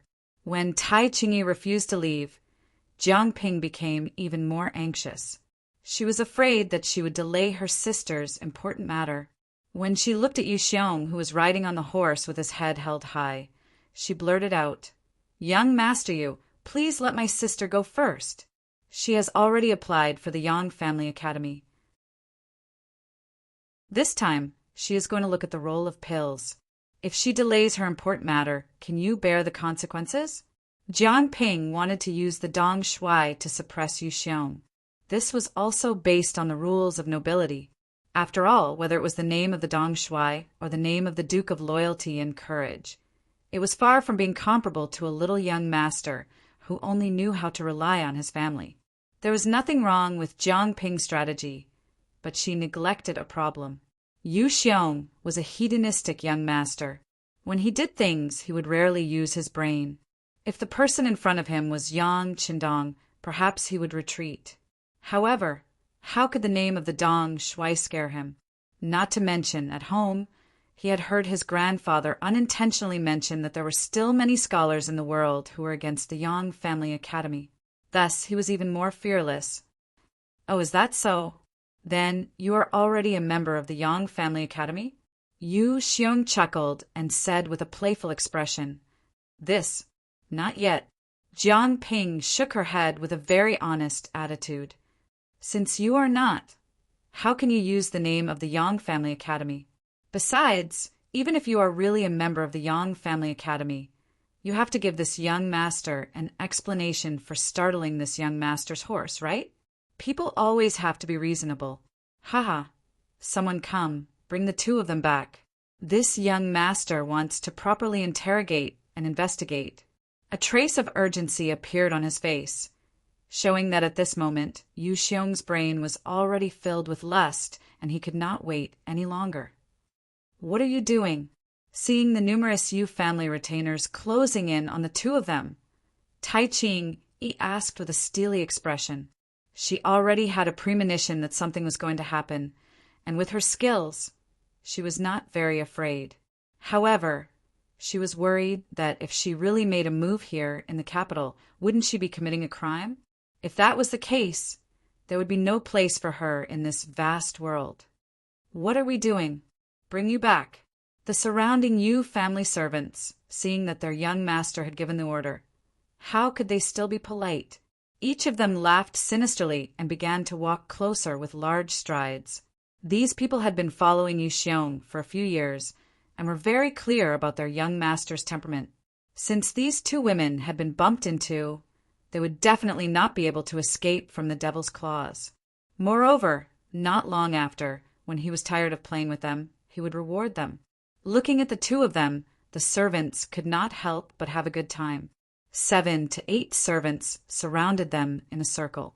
Seeing that they were getting closer and closer, Tai Chingy had no choice but to clench her fists in order to protect herself.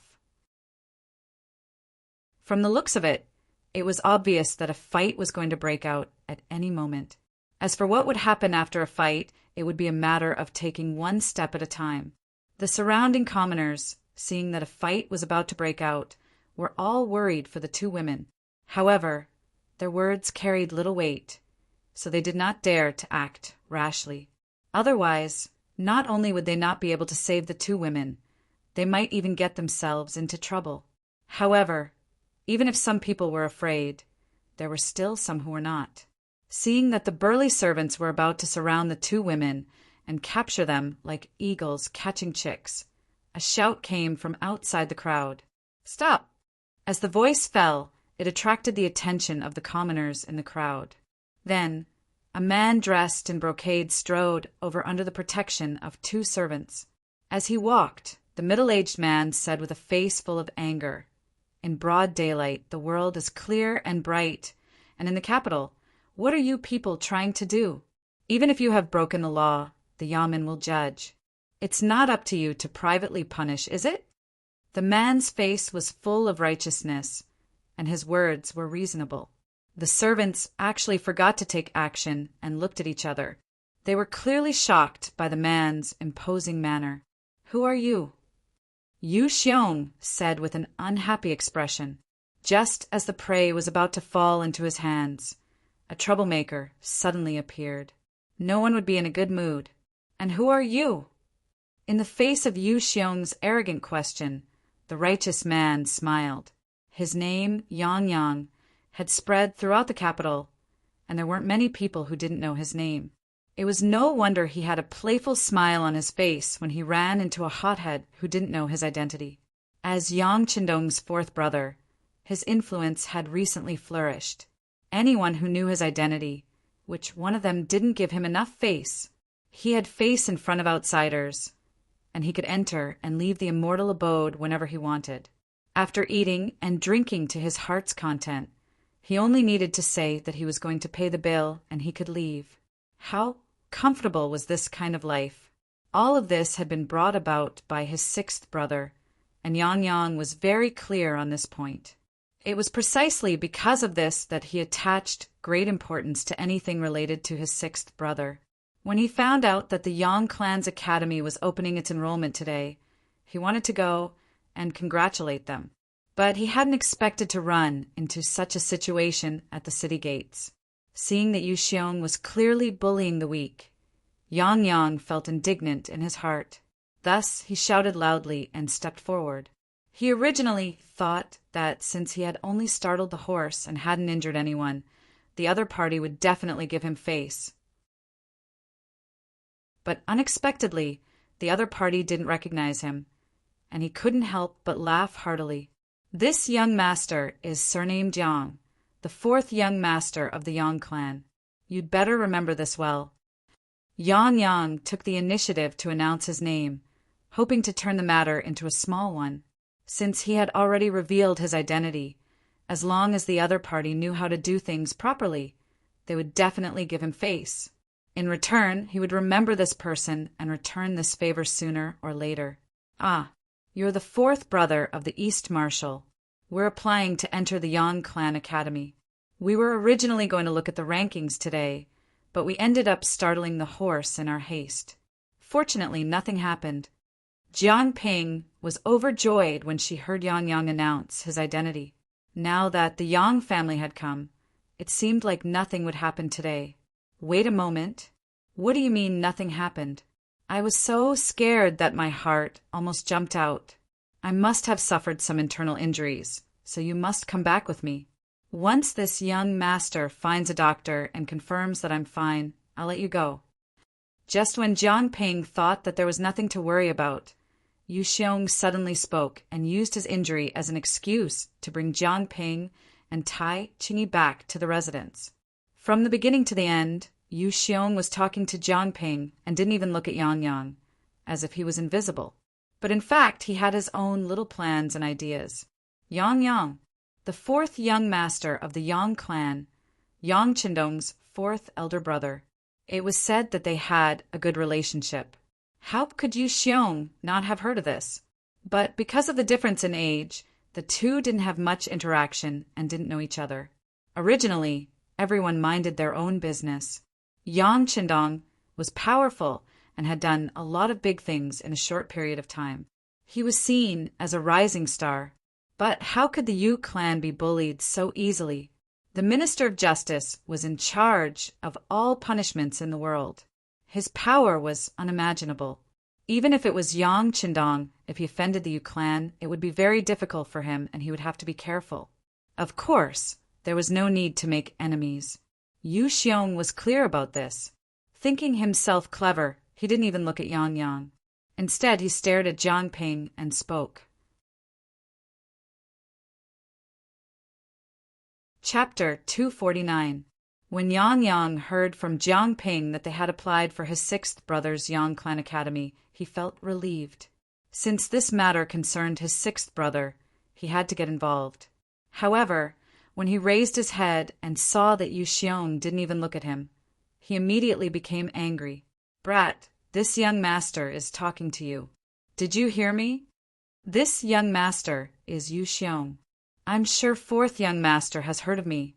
Today's matter has nothing to do with you, so it's best if you don't interfere.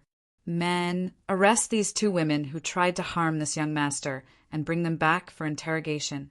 Yu Xiong originally didn't want to talk to Yang Yang in order not to cause a conflict between the two clans. However, seeing that the other party didn't recognize him, he immediately revealed his identity and advised him not to meddle in other people's business. Otherwise, he would only be losing face. Although Yu Xiong's words were ear-piercing to Yang Yang's ears, he felt somewhat helpless. He had naturally heard of Yu Xiong's name. After all, there were only a few high-ranking young masters in the capital. As long as one paid attention, they would know a little. As someone who had been in the capital for several decades, how could Yang Yang not know? Usually, everyone really had the idea of minding their own business. But if they really met face to face one day, they would just greet each other and it would be over. This was because the Yu clan wasn't to be trifled with. However, he didn't ask about the other party's identity before stepping forward. Now that he knew the other party's identity, if this matter were to spread, wouldn't people think that he was a person who bullied the weak and feared the strong? More importantly, this matter involved the students of the Yang Clan Academy. Although he didn't know if they were accepted, it was related to his sixth brother. If he shrank back now, it wouldn't be easy for him to deal with his sixth brother. The Yu clan wasn't to be trifled with, but he couldn't ignore this matter either. Thus, Yang Yang was caught in a dilemma. More importantly, if he were to make a move now, he would be at a disadvantage since he only had 2 servants with him. If he were to be beaten up, even if he managed to regain his face later, it would still be a humiliating matter. Yang Yang was caught in a dilemma and didn't know whether to advance or retreat. For a moment, he didn't say anything. When Yu Xiong saw this, he was naturally overjoyed. Thinking that the other party was afraid of his identity, he became even bolder and shouted at his servants, "What are you waiting for? What are you waiting for?" Since their master had given the order, the 8 servants no longer held back. They surrounded the 2 women and stretched out their arms to grab them. "Sister, what should we do?" Jiang Ping saw that the other party had made a move. If she didn't retaliate, then her power would be tied up tightly. Then, she really didn't know what her fate would be. "Let's do it. Let's fight first and talk later." A look of determination flashed across Tai Qingyi's face. She naturally knew what the consequences would be if she fought back. However, he had no other choice at this time. He couldn't just let the other party take action and allow himself to be captured. After Tai Qingyi finished speaking, she took half a step back and dodged a big hand in front of her. Then she punched the man's elbow. The strong and precise force made the servant cry out in pain and retreat. He is actually a martial artist. When the others saw Tai Chingy's counterattack, they couldn't help but applaud. The commoners, who originally thought that things were not going well, were already prepared to complain about the two women's miserable fate. However, they didn't expect that the two women's skills were good and their counterattack was so sharp. This counterattack also fell into Yang Yang's eyes. His originally gloomy expression became much livelier in an instant. Good job. As long as the two of you can rush out, I will wait for you in front and go with you to the Yang family manor to clarify things. Yang only brought 2 servants, afraid that they would be a burden to Tai Chingy. After saying this, he turned and walked towards the city gate of Yongding City. Originally, they didn't know what the result would be after fighting, but Yang Yang's words pointed them in the right direction. At this moment, the 2 women didn't hesitate and used both their hands and feet to dodge the Yu family's servants who came rushing over. Tai Chingy's skills were good. Otherwise, she wouldn't have been chosen by Yang Qindong among the 500 people. It wasn't a problem to deal with 8 boorish men who relied on their status and background. With the help of her sister, Jiang Ping, after just a few dozen moves, the 8 Yu family's servants fell to the ground and wailed in pain. Yu Xiong was also frightened and retreated, hiding in the crowd. No one came to stop them. Tai Chingy shouted to Jiang Ping, "Let's go quickly." The 2 of them quickly disappeared from the city gate. From the beginning to the end, the people from the warden's office of the 5 cities didn't appear. That was because they knew that Yu Xiong was about to do something bad. They were afraid that their appearance would delay his good deed. So, of course, they would hide as far as possible. Unexpectedly, in the end, it helped Tai Chingy and Jiang Ping. When Yu Xiong saw that his servants were beaten to the ground, he was afraid that the 2 women would take revenge on him. Naturally, he rode his horse and hid far away. After seeing the 2 women escape, he returned to his original arrogant appearance and shouted loudly, "Where are the soldiers? Is no one coming to deal with the beating?" Outside the city, Yang had only just arrived when Tai Chingy and Jiang Ping rushed over from afar. Looking at the 2 girls, he couldn't help but exclaim in admiration, "Good skills! 4th brother is a person who loves talents. I'm sure that after knowing how powerful you are, he will accept you as a student of the academy. How about this? Follow me first." Yang Family Village. At the gate of the Yang Family Academy, some people were happy and some were sad. But no matter what kind of mood they had, the facts couldn't be changed. Many people left in disappointment, while some happily took things that could prove their identity and stepped into the academy. Last time, they only came to the outer courtyard of the academy. There, they were stunned by the 2 pressure wells that they had never seen before. But when they entered the inner courtyard of the academy, the spacious school building made of cement and the classrooms with expensive glass windows appeared in front of them, especially the row of neatly arranged dormitories. It was said that they were specially prepared for students. There was even a canteen for eating, a laundry room for washing clothes, and some cold fitness equipment that they had never seen before. But at this moment, they felt so warm and considerate. After entering the inner courtyard of the Yang Family Academy, the words moral, intelligence, physique, beauty, and work, and science and technology is the #1 productivity were sprayed on the walls, giving people a feeling of vitality and freshness. Everyone only knew a little about these phrases that they had never heard of before, but they could vaguely understand them. Everyone couldn't help but feel a sense of longing for the future. Inside the academy, there were already people in charge of receiving people. Any student who was accepted would receive a special room and a certain number of meal tickets. According to the staff, after coming here, they had to rely on themselves. No one was allowed to bring servants, and they had to rely on themselves for food, clothing, housing, and transportation. No one dared to go against this requirement. First, the number of young masters who could be accepted was limited. They were in the minority among the 100 people and couldn't cause any trouble. Second, The rules were written very clearly. Every student had 100 points of conduct. Once all of their points were deducted, that would be the time they had to leave. The rules also wrote that no matter what the reason was, if one didn't follow the rules of the academy, at least 2 points would be deducted. If one was the leader and the situation was serious, they might be directly expelled. Since it was written in the rules, it was a hard rule that no one dared to go against. So even though they were somewhat unwilling, no one raised any objections. Some of the young masters, including Wang Si, took the initiative to send their servants out of the academy. They also told them to tell their families that there would be a day off every 7 days in the academy. At that time, they would naturally go home to take a look. The people who were accepted received their plates, one by one. Then, under the guidance of the staff, they first received their own bedding, meal tickets, and other daily necessities. Then, they were led to their respective rooms. According to these people, before lunch, the academy's principal, who was also the loyalty guild, would speak to them. At that time, the real life of a student would begin. And before that, everyone could temporarily relax and properly rest in their rooms.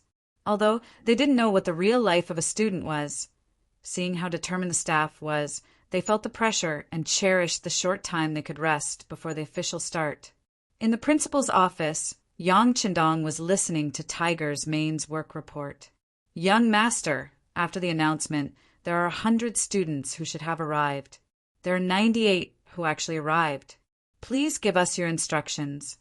There are 2 who didn't arrive? Who are they? Yang Qindong asked with a puzzled expression. This time, the people who signed up were all willing. Since they had the opportunity, why didn't they appear?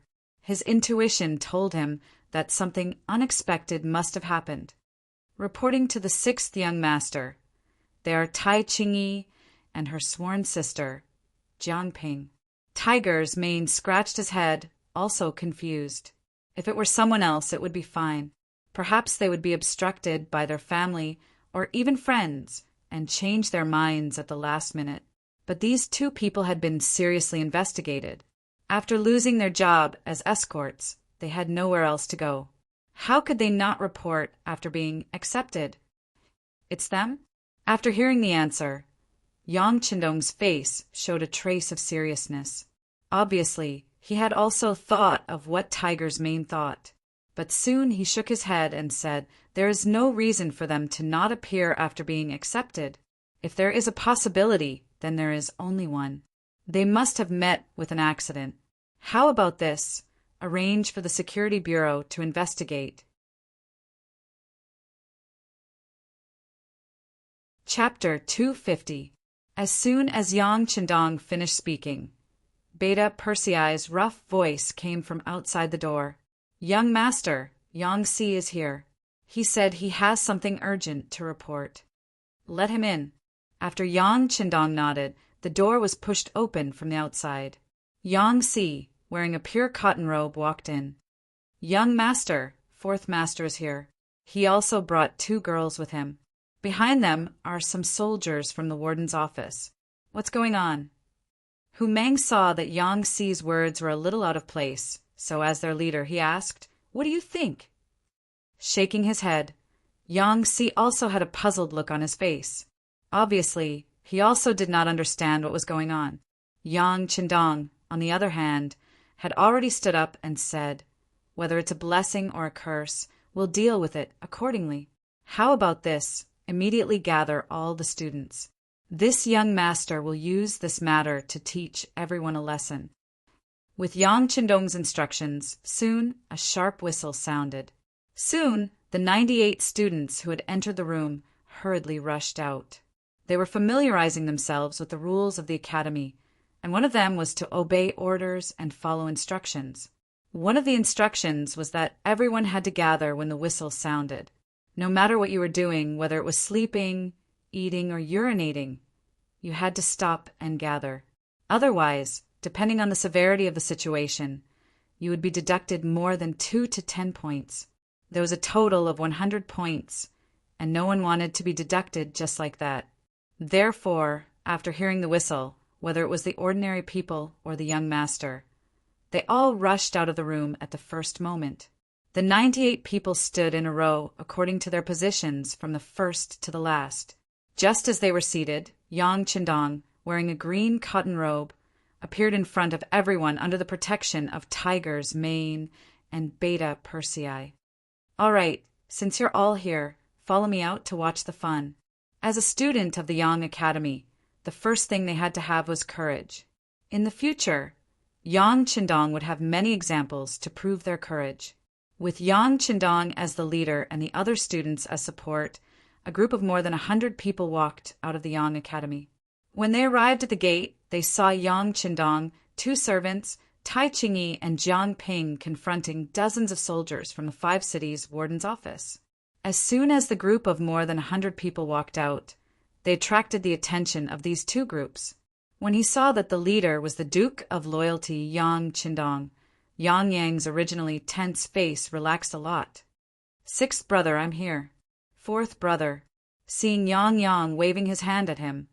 Yang Qindong, who originally had a confident face, had a hint of warmth in his eyes. Those who knew him knew that he would only show such a kind look to his family and the people he cared about. "Sixth brother, I'm afraid I've caused you trouble this time." Yang Qindong's eyes flashed with self-blame as he watched Yang Qindong walk closer and closer. "Fourth brother, you don't have to say that. You and I are brothers. Your business is naturally my business. What's going on?" Yang Qindong said as he casually glanced at the soldiers of the 5 cities' warden's office. With just a glance, the dozens of soldiers on the opposite side quickly lowered their heads. After the 2 consecutive defeats against Tile, there was no one who didn't know about Yang Qindong. There was no one who didn't know about the military god. It was because of the war god's existence that not only did they not suffer any casualties, but they also made a lot of military achievements and gained a lot of benefits. Some of the soldiers' living conditions improved by more than a level, and all of this was thanks to Yang Qindong. For this reason, many soldiers' families also quietly set up a longevity memorial arch for Yang Qindong in order to express their gratitude in their hearts. But now, they wanted to cause trouble for him. It was no wonder these people didn't dare to look Yang Qindong in the eye. These people lowered their heads, and Yang Qindong withdrew his cold gaze. He then looked at Yang and said, "Fourth brother, what's going on? Why are they following you?" "Sai, let the 2 of them explain." Yang didn't know how to explain it, so he left it to Leng Qingyi and Jiang Ping. Yang Qindong had already noticed the 2 of them, but the difference in status was too great, so he didn't say anything. Now that his 4th brother pointed out the 2 of them, he used the momentum to look at them and said with an encouraging gaze, "Speak, what's going on?" "Greetings, Dong Shuai." Tai Qingyi and Jiang Ping were excited to see their idol standing in front of them, so they bowed and greeted him. Then Jiang Ping, who was more eloquent, explained the whole sequence of events to him. When Tiger's mane heard that the matter involved Yu Xiong, the grandson of the Minister of Justice, Yu Shuiwe, he signaled to one of his subordinates behind him, and the subordinate quickly disappeared. Soon, a note was brought over, and Tiger's mane handed it to Yang Qindong. The note recorded some things about Yu Xiong, but because he wasn't a big shot, the record wasn't very detailed. There were only a few words. Yu Xiong, the 3rd of the brothers. Characteristics. There's nothing he doesn't know about eating, drinking, and having fun. He often deceives others. Once, in order to get a woman, he forced her husband to write a divorce letter and escape far away from home to protect himself. When he saw this, Yang Qindong's eyes flashed with coldness. "Tell everyone to find the person." "Understood." Tiger's mane had enough chemistry with Yang Qindong, so he naturally knew who he was referring to. At this moment, Jiang Ping also explained the cause and effect of the matter. Then, she and Tai Qingyi looked at Yang Qindong. Although they didn't say anything, they knew very well that if Dong Shuai didn't care about them, they would be taken away by the 5 cities' warden's office for punishment. In fact, it wasn't just Tai Qingyi. fourth brother Yang Qindong, and the 98 new students of the Yang Academy were all looking at Yang Qindong, the dean of their academy. When Jiang Ping explained the cause and effect of the matter, they heard everything clearly, so they were naturally angry at Yu Xiong's actions. He just accidentally startled the horse and didn't cause any harm. Either he compensate you with some silver, or he apologize in front of everyone and admit his mistake. Why did he have to take people away and do such a beastly thing? This was really going too far, especially some of the students who were originally from poor families. They had encountered such things in the past. Through this matter, it was as if he had seen himself in the past. Naturally, he felt like he had a common enemy. Sensing the rising anger around him, Yang Qindong calmly turned around and looked at everyone, including Tai Qingyi and the other two women. He said, "I originally planned to gather everyone for a talk before lunch. Since there is such an opportunity, I will tell you in advance." The matter involved the Yang Academy, so all the students naturally put up their earphones. This was the first time they heard the dean speak, so of course they were very careful. Seeing that everyone was so serious, Yang Qindong nodded with satisfaction. He appreciated such an attitude. Since that was the case, he wouldn't be stingy with his words. Very good. Since everyone is able to enter the Yang family academy, it proves that everyone has a kind of fate. Although I can't guarantee that everyone will become the first batch of students of the academy, I will teach you with all my heart as long as you are here. The first lesson I will teach you today is the word righteousness. What is righteousness? It refers to the atmosphere of righteousness and spreading positive energy. Righteousness is a type of positive energy that is reflected in the righteousness of people. Righteousness is to walk the right path.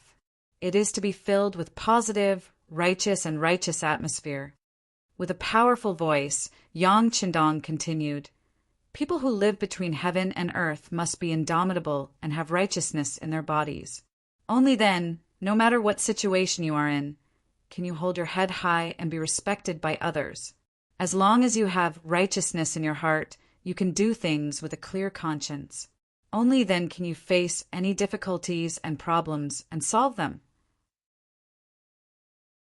Today, Tai Qingyi and Jiang Ping only walked a little too fast because they were anxious and didn't hurt anyone. This was originally a trivial matter, but some people always thought that they were a cut above others, always thinking that they could do whatever they wanted. Thus, they took the opportunity to create trouble, wanting to use extreme means to achieve extreme goals. This is the embodiment of not having righteousness. At the same time, it is also because there are too few people with righteousness that these people can survive and do whatever they want on the streets. I don't know if everyone has thought about it, but if everyone has righteousness in their hearts and can stand up to criticize Yu Xiong, what kind of scene would that be? Presumably, from then on, there will be no place for evil people in the world, and there will be fewer and fewer unjust things in the world, right?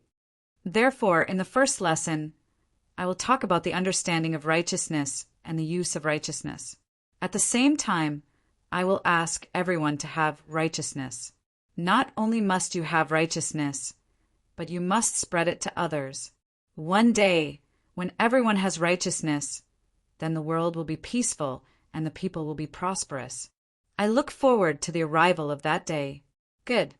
As soon as Yang Qindong finished his words, the crowd, led by Wang Si, began to cheer loudly. Waves of warm applause followed. Seeing that everyone agreed with his point of view, Yang Qindong smiled at everyone in satisfaction. Then he turned to Tai Qingyi and Jiang Ping. "The two of you have been accepted by the Yang Academy. Your names are on the list. Now, please enter the academy to collect your things and understand the relevant rules." Chapter 251. Tai Qingyi and the other girl, who were originally very excited by the righteous words, showed joy and excitement when they heard Yang Qindong say that they were accepted. They immediately agreed happily. Just as they were about to enter the academy, they remembered that the people from the 5 cities' warden's office were right in front of them. If they couldn't solve this problem, how could they study in peace in the academy? Noticing that the two girls' footsteps were a little hesitant, Yang Qindong nodded lightly. These two had not been blinded by the joy in front of them, so it could be seen that they were still very rational. After his good impression of the two girls improved a little, Yang Qindong suddenly turned to the soldiers of the 5 cities warden's office 30 steps away and said, "I presume you all know this Duke?" Yes, we greet the Duke of Loyalty and Courage. After being asked by Yang Qindong, these people did not dare to pretend to be deaf and mute. They immediately lowered their heads and said respectfully, "Very good. Since you know this Duke, you can go back. If Yu Xiong asks, just say that the two of them are students of the Yang Academy. If you want to talk about it, just talk to this Duke. Of course, if you want to catch people, you can catch this Duke first, understand?" The more he spoke, the more serious Yang Qindong's expression became. This seriousness also caused the expressions of the soldiers of the 5 cities warden's office to change greatly. They repeatedly said that they did not dare and then turned to leave very decisively. What kind of joke was this? If they wanted to catch people, they would first catch Yang Qindong. Even if they had the courage, they would not dare to do this.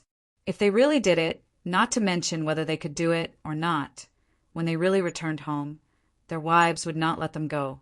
Their consciences would not be able to live with themselves. The soldiers of the 5 cities warden's office left because of Yang Qindong's words. They left so happily without a trace of reluctance. This made all the students very excited after seeing this. This was their dean. He had righteousness in his heart and was not afraid of any powerful people. They did not know when they would be able to be like this, facing all difficulties with one word and solving them with one word. A crisis was thus resolved. The 100 students all returned to their positions and walked towards the Yang Clan Academy. Yang Qindong came to Yang Qindong's side and asked with concern, "Sixth brother, will there be any trouble?" "What kind of trouble? We weren't in the wrong to begin with. It was all that Yu Xiong's fault. It was just a child's mischief. It wasn't a big deal.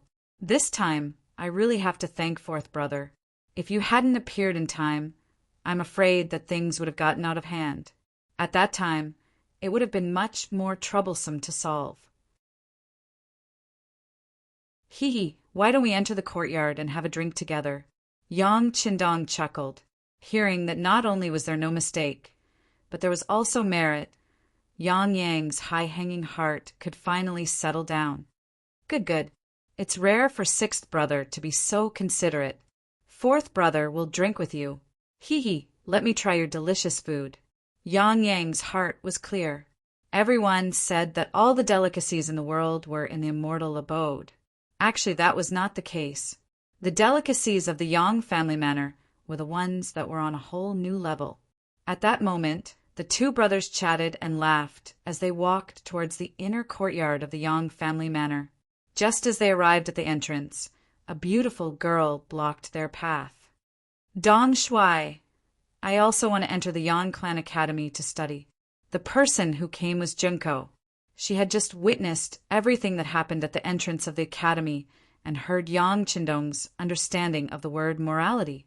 While she was excited, she also believed that the academy must be a very mysterious place. She would definitely be able to learn a lot there. Therefore, she decided to recommend herself and asked to enter the academy as a student. In order to achieve this goal, Junko was prepared to be rejected. She used her seemingly weak body to block in front of Yang Qindong. She looked as if she would not let him pass if he did not agree. In the entire Yang family manor, there were not many people who dared to do this. Other than the few matriarchs, no one else would do this. Otherwise, the consequences would definitely make you regret it for the rest of your life. Junko was a beautiful girl. Perhaps this was her advantage. She used her body to block in front of Yang Qindong. She had no intention of letting him pass. "Cough, sixth brother, I will go in first. I can already smell the wine, ha. Yang Qindong said tactfully. He knew that if he continued to stay here, it would only make things awkward for Yang Qindong. Therefore, he found an excuse and took the lead to walk into the inner courtyard of the Yang family manor. "You guys go in too." Yang Qindong looked at Tiger's mane, who was still standing beside him. He only turned his head to the side. At this time he was not alert at all. Yang Qindong shook his head and said aloud, "Yes, young master." Tiger's mane couldn't wait to leave. After answering, he strode away. At the same time, the first guard, Chiu Vi, and the others followed behind him. Soon, only Yang Qindong and Junko were left. He finally asked, "Why did you decide to study in the Yang Family Academy? Your bodyguard's body is fine. It should be time for you to leave." "No, I'm not leaving." Junko shook her head and said firmly, "Reason." Yang Qindong's tone was cold as he asked, "Reason?" Junko's beautiful big eyes turned and said, "I admire the culture of the great Ming dynasty. It's that simple to learn the advanced knowledge here. Then, after you learn it, go back and spread it to Japan?" Yang Qindong seemed to be very specific. Yes. Junko didn't want to admit it, but she didn't know why. In front of Yang Qindong, she told him the truth. Perhaps she also knew that she couldn't lie to him with her strength. "You're very honest." Yang Qindong first approved of Junko's attitude, but then he said, "But why should I accept you? What's in it for me to take you in?" This. Junko's eyes kept blinking. At this moment, she really wanted to tell Yang Qindong that she was the Princess of Japan, but she was worried that once he knew her identity, Yang Qindong would report this matter to the imperial court of the great Ming dynasty. In that case, things would be a little troublesome. This was not what she wanted. If she couldn't use her identity to pressure him, then she could only use money. Junko said, "I can give you a lot of gold and silver. Give me a number." "Oh, a lot of gold and silver. Hee. You should have some understanding of me these days. You should know that I am not short of money. In fact, I have a lot of money." Yang Qindong didn't seem to agree with Junko's reason. When she said this, Junko's face turned pale. That's right, Yang Qindong might not be the richest person in the great Ming dynasty, but if they were to talk about who was the best at making money, no one would dare to say they were the best if Yang Qindong claimed to be second. Junko's face was still changing. On the other side, Yang Qindong had already opened his mouth and said, "But who would dislike money? Since you want me to give you a price, I will give you 10,000 taels a day to study with me." What? Even though she had made some preparations and was even waiting for Yang Qindong to ask for an exorbitant price, she was still extremely shocked when she heard that it was 10,000 taels of silver a day. Her cherry lips opened so wide that she could swallow a pigeon egg. Isn't this too much? But you asked me to give you a price." Yang Qindong's face didn't change, but he was laughing in his heart. He seemed to like the feeling of teasing Junko. "I asked you to give me a price, but 10,000 taels a day is still too expensive. I can't afford it." Junko had the support of the Japanese royal family. Naturally, she didn't lack money since she was a child, but 10,000 taels a day still scared her. Because even if the entire royal family added up all their expenses, they wouldn't be able to reach this amount in a day. If she reported the amount of money back to her country, she was afraid that she wouldn't be able to get through her father's trial. Seeing Junko being so honest and saying that she couldn't afford it, Yang Qindong had to shake his head and said, "Then there is no other way. You asked me to give you a price, but you can't afford it. You might as well not go to the academy to study." After saying that, Yang Qindong was about to leave, but Junko still stood in front of him, blocking his way. "So 1,000 taels a day, this is already the limit I can pay." As if she had made up her mind, Junko said these words with great effort, and her face was extremely serious. 1,000 taels a day in a month, it would be more than 30,000 taels. This was Junzi. Before she came to the great Ming dynasty, her father gave her a lot of good things, and some of them were even prepared for her future dowry. If it were other people, they wouldn't even dare to say such words. "Oh, 1,000 taels a day, it seems to be a lot. Okay, it's a deal, but I'll say the ugly words first. As soon as you enter the academy, you have to listen to me. If you can't bear the hardships and take the initiative to withdraw, then don't come looking for trouble. Yang Qindong originally wanted to scare Junko. If he wanted to use this person, even if she didn't pay him a single tael, he would still agree. He just deliberately delayed it. But he didn't expect that there would be an unexpected gain. 1,000 taels a day was naturally nothing for him. But if there was money to be earned, then he would be a fool. No problem, I won't withdraw. I will stick to it.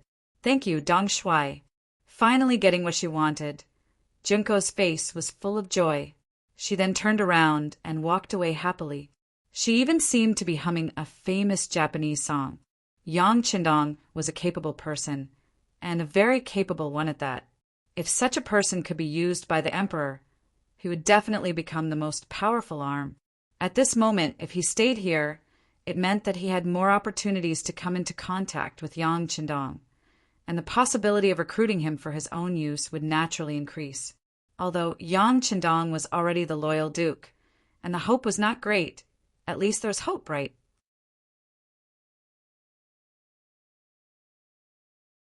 Chapter 252. The Yamen of the Five Cities Warden's Office. The people who had gone to Yang Qindong's manor had rushed back and clearly explained the intentions of the loyal Duke Yang Qindong.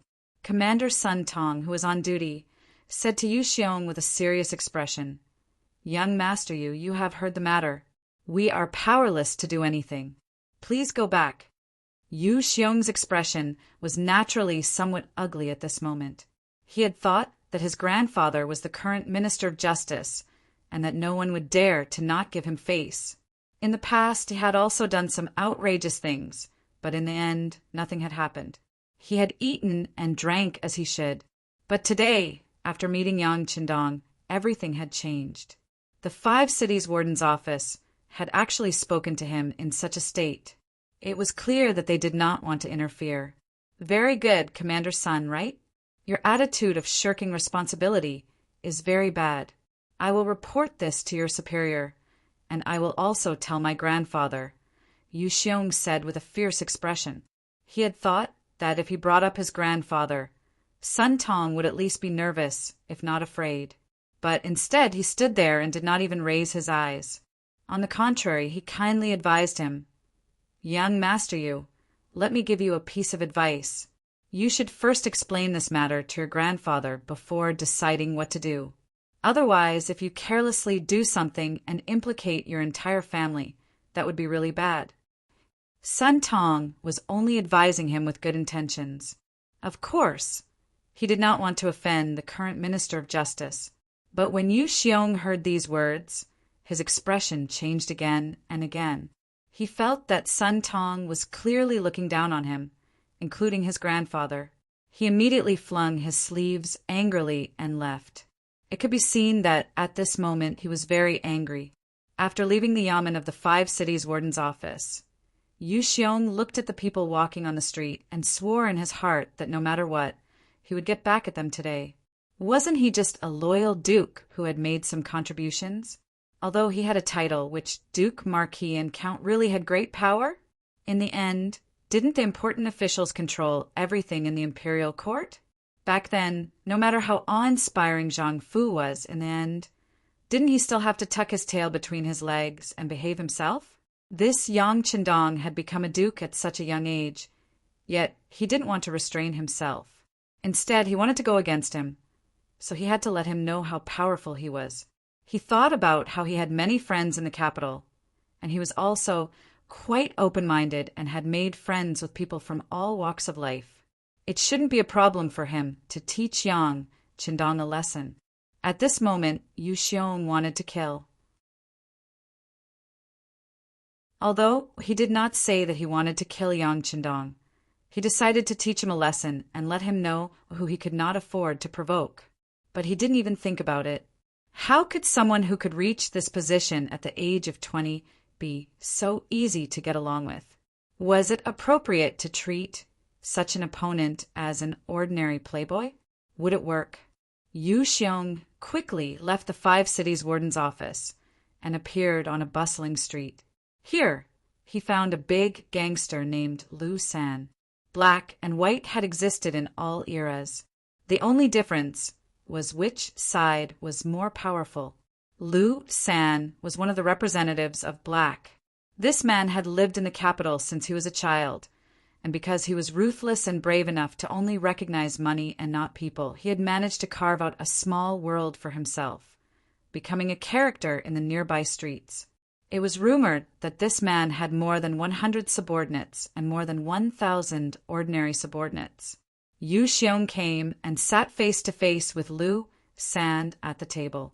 A large stack of banknotes issued by the Yang family bank was placed there. The thick stack was more than 20,000 taels.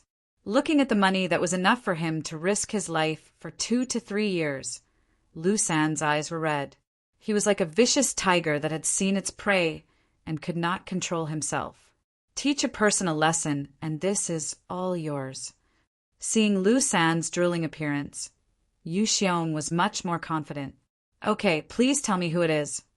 Money makes the world go round. At this moment, Lu San had a very good explanation. For money, he could even kill his own parents, not to mention dealing with an outsider. East Marshal Yang Qindong. Yu Xiong said his name. The moment Yu Xiong announced his name, Lu San's face twitched violently. He thought that if a high-ranking young master like Yu Xiong was willing to take out so much money for him, it would not be simple. The person he had to deal with would also not be a nameless pawn. But he did not expect it to be the East Marshal. Even ordinary people knew the name of the East Marshal, not to mention people like Lu San who mingled in the underworld. There was even a period of time when he thought of relying on this loyal duke. But later, he was afraid of losing his freedom and gave up on this idea. Now that Yu Xiong said that he wanted to deal with this person, his expression changed greatly. But when he saw the banknotes on the table, he made a decision. As the saying goes, how can one catch a tiger cub without entering the tiger's den? If he wanted to earn money, he had to take risks, especially for people like him who were in the underworld. Young Master Yu, the East Marshal hides in the Yang clan manor every day. It won't be easy to deal with him. From what I know, even the embroidered uniform guards were unable to gain anything from the Yang clan manor. I'm afraid that you don't have to deal with Yang Qindong. You can deal with the people important to him as well. You just have to teach him a lesson. Yu Xiong had thought about it a long time ago. The success rate of causing trouble for the Yang clan manor was too low. Even 20,000 silver wouldn't be enough. It was better to deal with the people close to him, such as the managers of the Immortal Abode, Realm Beyond Heaven, and the Yang clan bank. Because of their work, they had to appear in the capital every day. It should be easy to cause trouble for them. All right, it's a deal. Lu San was relieved when he heard that he didn't have to deal with Yang Qindong, but the people close to him as well. If that was the case, there would be too many people to deal with, and the money would be even easier to get. Yu Xiong left. After leaving behind the money, he confidently left. Lu San called over a few of his trusted aides and told them about the deal he had just received. When his trusted aides heard that they wanted to deal with the East Marshal, they became rather nervous. It was clear that they had heard of this man before. But when they heard Lu San say that Yu Xiong was willing to take out 20,000 taels of silver, they immediately threw the danger to the back of their minds. These people were originally people who had their heads on their belts. As long as they were given enough money, other than the current emperor, they would dare to make a move on anyone. With the money to pave the way, they quickly reached an agreement. After much deliberation, they decided to target one of the managers of the Immortal Abode, Madame Xue. Madame Xue was Yang Qindong's third wife, and her status was not low. If something happened to her, Yang Qindong would definitely be heartbroken. If they could persuade her, they would have completed the mission Yu Xiong had set for them. Of course, there was an even more important reason for choosing this person. This person's beauty had made their hearts itch for a long time. If they could capture this person and satisfy their own needs, wouldn't that be killing two birds with one stone? As for how Yang Qindong would deal with them after they succeeded, if worst came to worst, they would just take the money and leave the capital. This wasn't the first time they had done something like this. Moreover, the true mastermind behind the scenes was Yixiong. Even if he wanted to make a move, the East Marshal should be dealing with this person. Why would he care about small fries like them? Lu San, who didn't understand Yang Qindong's temperament, believed himself to be a pile of dung, filthy and stinky. People like them, as long as they had some status, wouldn't have too many interactions with them. If something really happened, they would just be chased down by some officials on the surface. They had plenty of ways to deal with soldiers to ensure their own safety. Just like in the past, they had also done things to target nobles, but hadn't they still managed to survive until now? Treating Yang Qindong as an ordinary aristocrat was a mistake that Lu San and the others made in their understanding. What they didn't know was that there were some things that couldn't be done or even thought about. Otherwise, the consequences would be far beyond what they could bear. Now that they had a common understanding, they began to make preparations. First, they would familiarize themselves with Madame Snow's route, and then they would find a suitable opportunity to strike. As Yang Qindong's third wife, Madame Snow was currently very busy. She was born as a singer, and she had a good singing voice, so she was like a fish in water in the immortal abode. Moreover, the world had been peaceful recently, and the immortal abode had flourished once more. It had reached a level of prosperity that was hard to come by.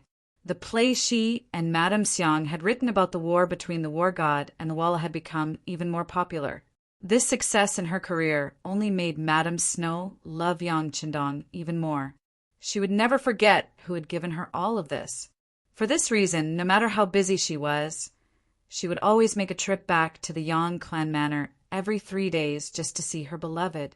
It was yet another busy day. From the time the immortal abode opened in the morning until nightfall, there were no empty seats. Madame Snow also busied herself for the better part of the day. After dinner, she left everything to Madame Xiang. The two of them had long since reached an agreement that unless there was something important, they would return to the Yang clan manor in batches to spend the night. After explaining everything, Madame Snow entered a soft sedan chair. As soon as she entered, she was overcome by fatigue, and before she knew it, she had fallen asleep. The 4 people carrying the sedan chair were all Lung Feng. This was the result of Yang Qindong's cautious personality. Even though the world was at peace, and the Walla had not only retreated, but had also begun to trade with the great Ming. Dai Zong was also busy training the new army. It seemed like no one would do anything to him, but Yang Qindong was still very protective of his wives.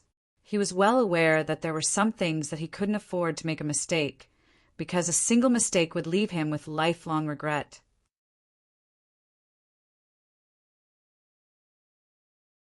Chapter 253. There were 4 cold-edged soldiers carrying the palanquin, as well as 6 more to the left and right. This was an entire squad of cold-edged soldiers. Unless 40 to 50 enemies suddenly appeared, their safety was guaranteed. Squad Captain Chang Qian. He was grateful that the 6th young master had entrusted the task of protecting the 3rd madam to him. This was a form of trust. There were many squad captains in the Cold Edge, but he had been given this assignment. How could he not do his best? Chang Qian even had a feeling that as long as he did his job well, his future would be limitless. He would be able to lead even more soldiers and win even more battles. This was one of his lifelong wishes. The 3rd madam boarded the palanquin. Cheng Qian said rise. The palanquin lifted off the ground, and the squad of 10 left the immortal abode, slowly making their way toward the Yongding Gate. The moment they left the busiest street of the capital, one of the cold-edged soldiers sensed something and whispered to Cheng Qian, "Squad captain, behind us!" Cheng Qian raised his right hand slightly. It was just a simple movement, but Cheng Qian used sign language to tell the soldier that he knew that someone was following him. Given the strength of the cold-edged soldiers, they had sensed that they were being watched not long after leaving the immortal abode. But the other party's methods weren't bad. so they couldn't be sure who was following them. How many were there? Only then did they carefully observe their surroundings. Now that they were on a slightly quieter street, this feeling only grew stronger. There wasn't much time left until the curfew, so the number of people on the street was dwindling. This made it difficult for the people following them to hide themselves perfectly. Chang Qian sensed it. When he raised his right hand, he saw that besides the 4 soldiers carrying the palanquin, the other 5 soldiers were silently inspecting their weapons and equipment. Although he didn't know who these people were, they were still in the dark. But for the sake of safety, it was never wrong to make preparations in advance. As the squad captain and commander, Chang Qian had already taken out the 95-style saber wrapped in cloth and removed the safety pin. He also took out the night vision goggles from his satchel and put them on. Not all cold fronts were equipped with such equipment.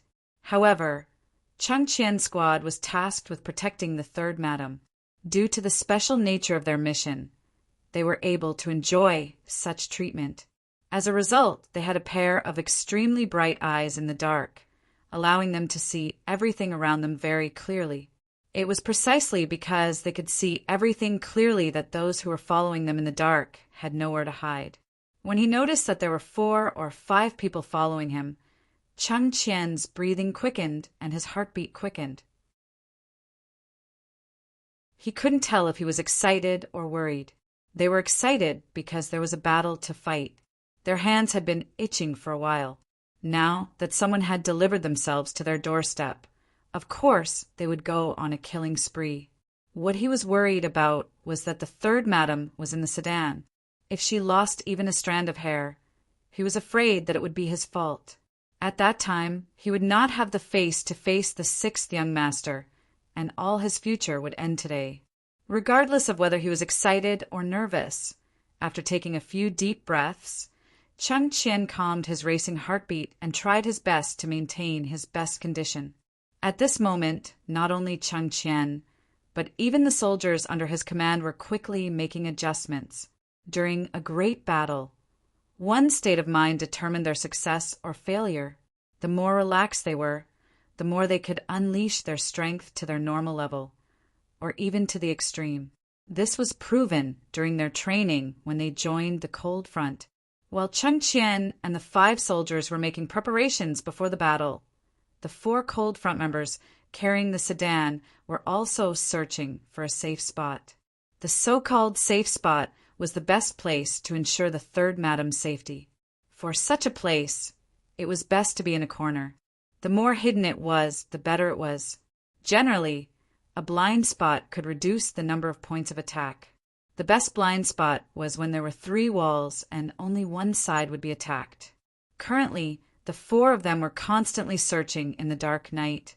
Finally, the 4 of them resonated at the entrance of a large mansion with the word Gao written on it. For such a large and wealthy family, the entrance of the mansion was very sturdy and wide.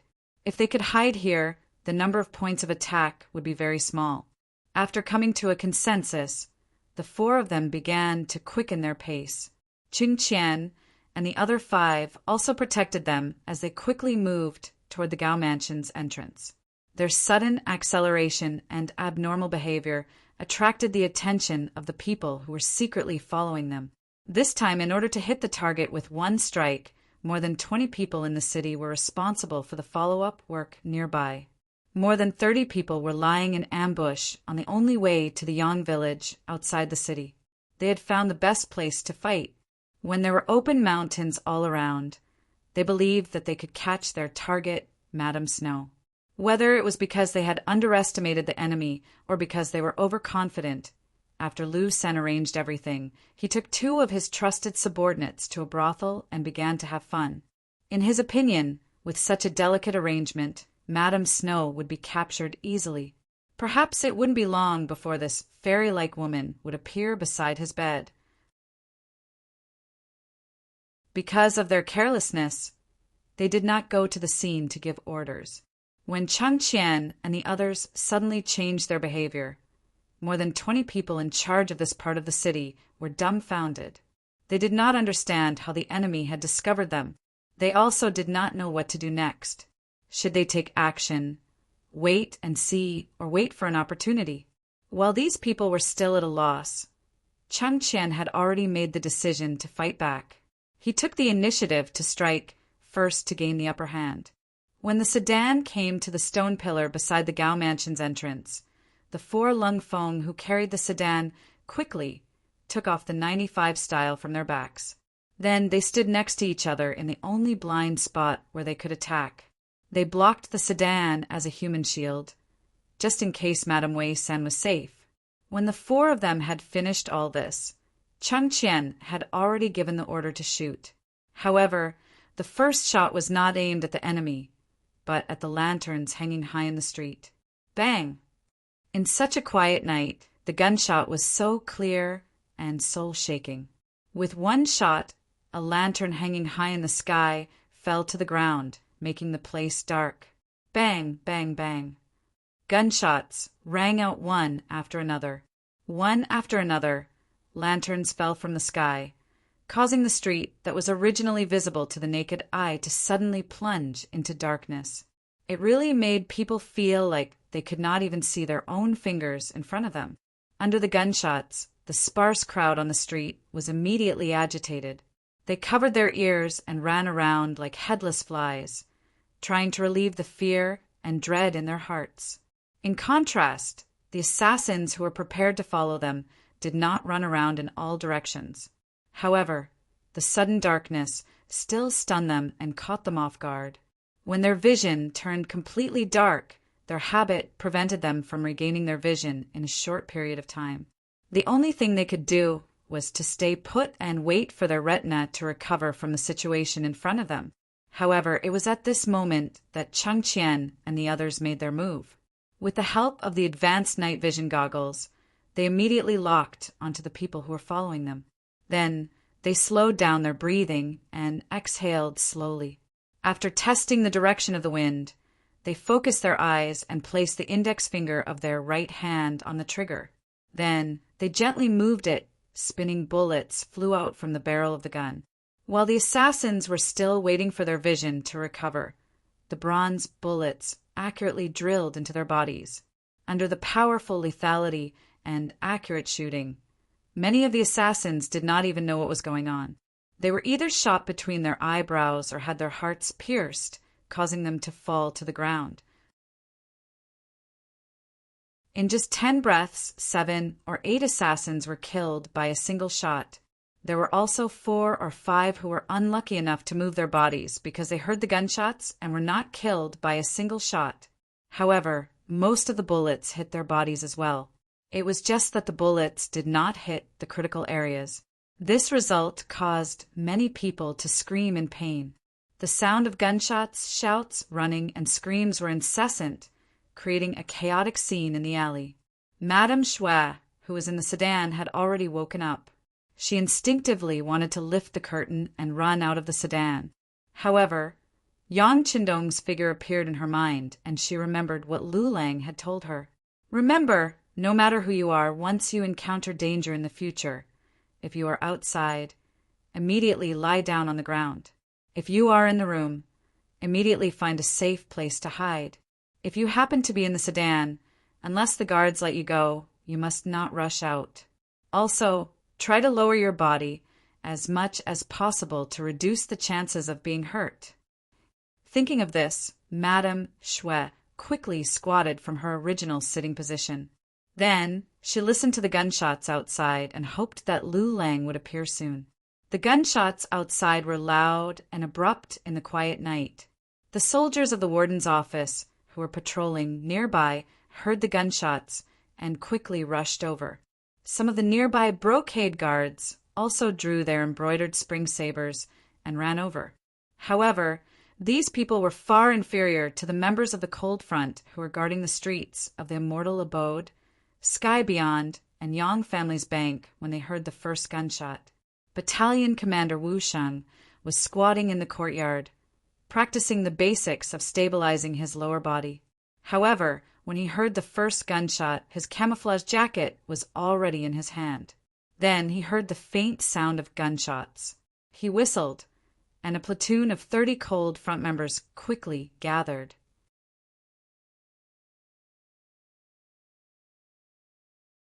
Chapter 254. Platoon 2, follow me. Platoon 1, be on high alert. Platoon 3, be responsible for patrolling.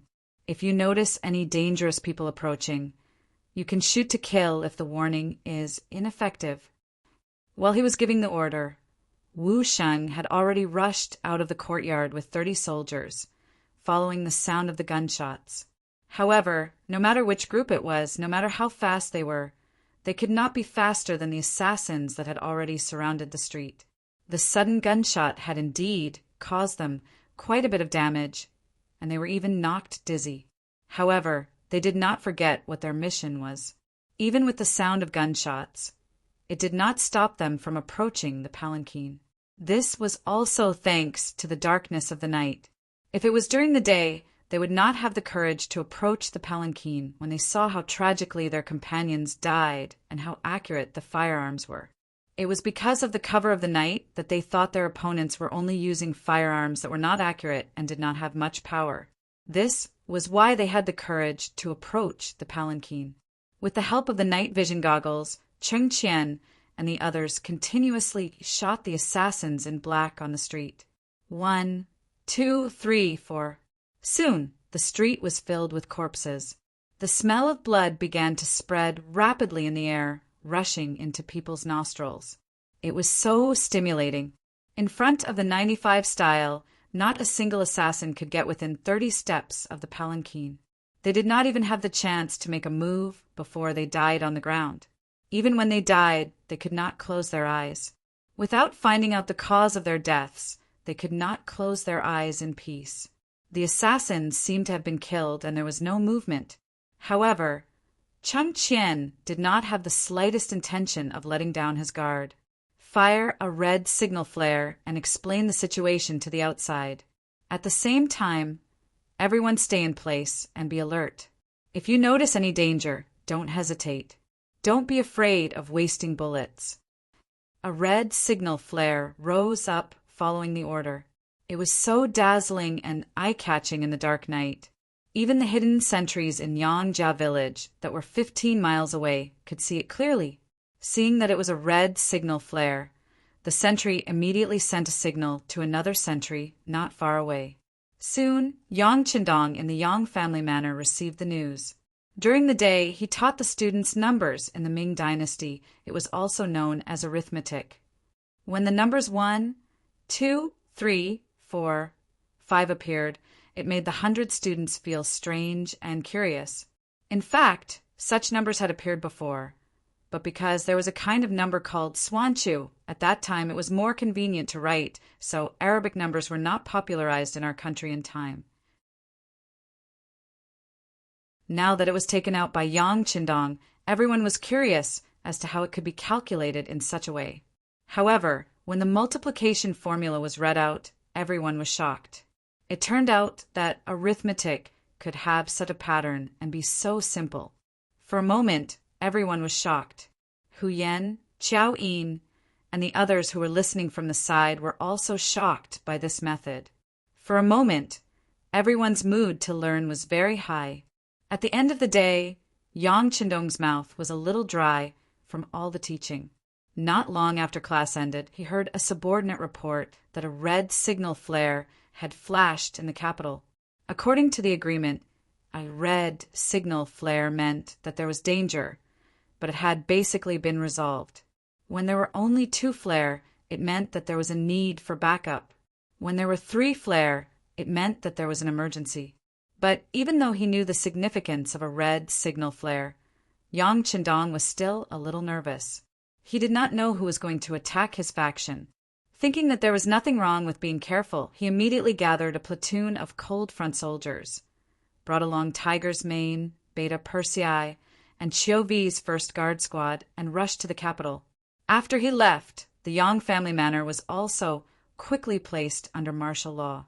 Battalion Commander Tangshan led the remaining 2 platoons of cold front soldiers to guard it to ensure that nothing went wrong. In the capital, Cheng Qian's squad of soldiers had been on high alert this entire time. Even though the corpse was not far away, no one went to investigate. This continued until Battalion Commander Wu Sheng arrived with the first batch of soldiers. After the two sides met up, they immediately began to inspect and deal with the scene. Fortunately, they found two uninjured assassins and quickly detained them for a sudden interrogation.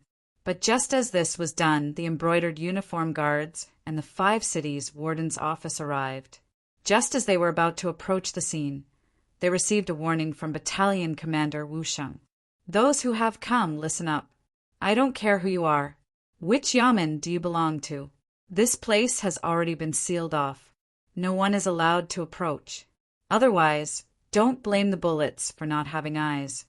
With Wu Sheng's words and the mention of the banner of his mercenaries, the soldiers of the 5 cities warden's office naturally obediently stood their ground. On the other hand, the embroidered uniform guards who came relied on their status to shout that they were the emperor's personal guards and had the right and duty to inspect everything. As they shouted, they also tried to move closer. Bang! Bang! 2 gunshots suddenly rang out, hitting the feet of the embroidered uniform guards who were about to step forward. The dust that was kicked up instantly taught them how to behave. The originally shouting voices immediately became much softer until there was no more movement. The mercenaries had once more used their strength to show the outside world that they were not subject to any restrictions. Anyone who dared to challenge their military discipline would have to pay the price in blood. No one moved forward. But this did not mean that no one was paying attention. On the contrary, it didn't take long for the upper echelons of the embroidered uniform guards and the 5 cities warden's office to arrive. This included Inspector Shiheng, who had returned to the capital before the end of the year, Commander Sun Pa, Commander Lu Gui, and fellow Commander Ji Guang. What's going on in front? Why was there a gunshot?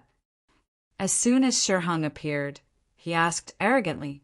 Shiheng had been promoted to Inspector General, Commander-in-Chief, and Count of Wuqing for his meritorious service, and then he had led an army of 150,000 soldiers to battle the Walla.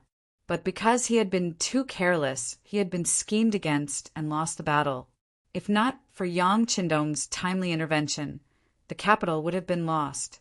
Logically speaking, a defeated general was a guilty general and should have been punished and imprisoned. But in the Great Ming, nothing was absolute.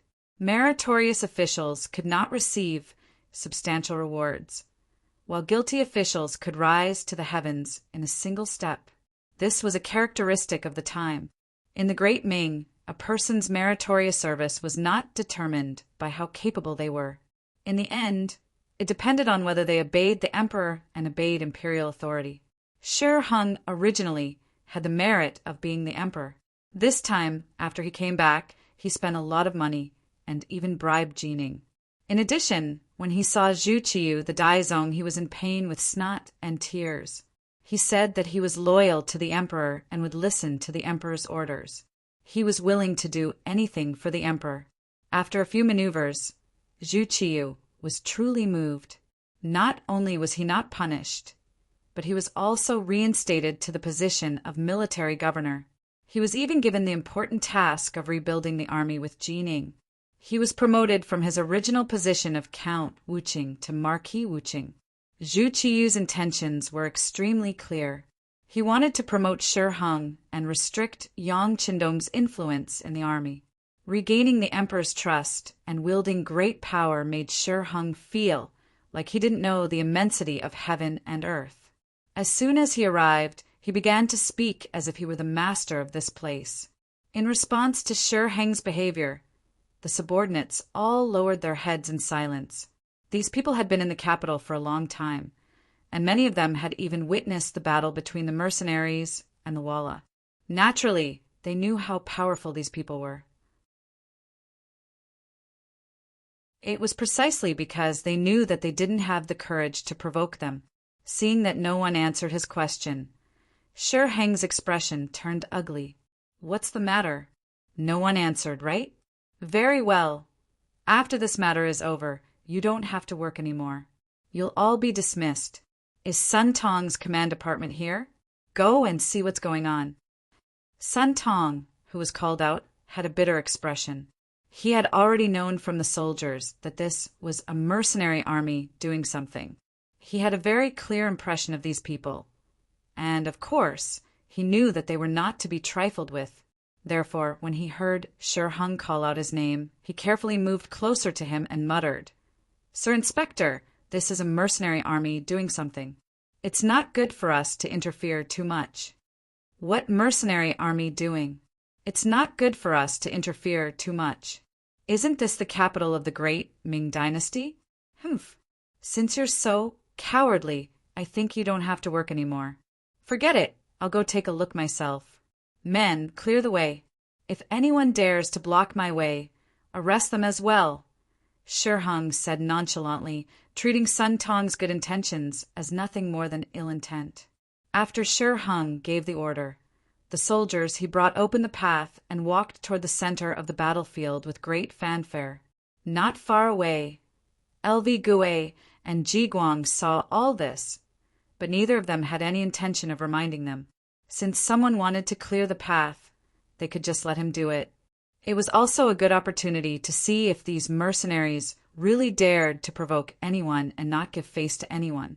Shi Hung, who didn't know what others were thinking and had only heard of the mercenary army's name, walked toward the center of the battlefield under the gazes of the crowd and the lanterns held by several of his trusted aides. On the dark street, several lanterns slowly walked over. This scene was particularly eye-catching and naturally attracted the attention of Battalion Commander Wu Sheng. "Who are you? Stop. If you continue to walk forward, we won't be polite. This official is the great Ming dynasty's inspector, and I have the authority to command the military camp in the capital. Who are you? Why are you making such a big commotion in the middle of the night?" Shi Hung walked forward under the protection of his soldiers and questioned loudly.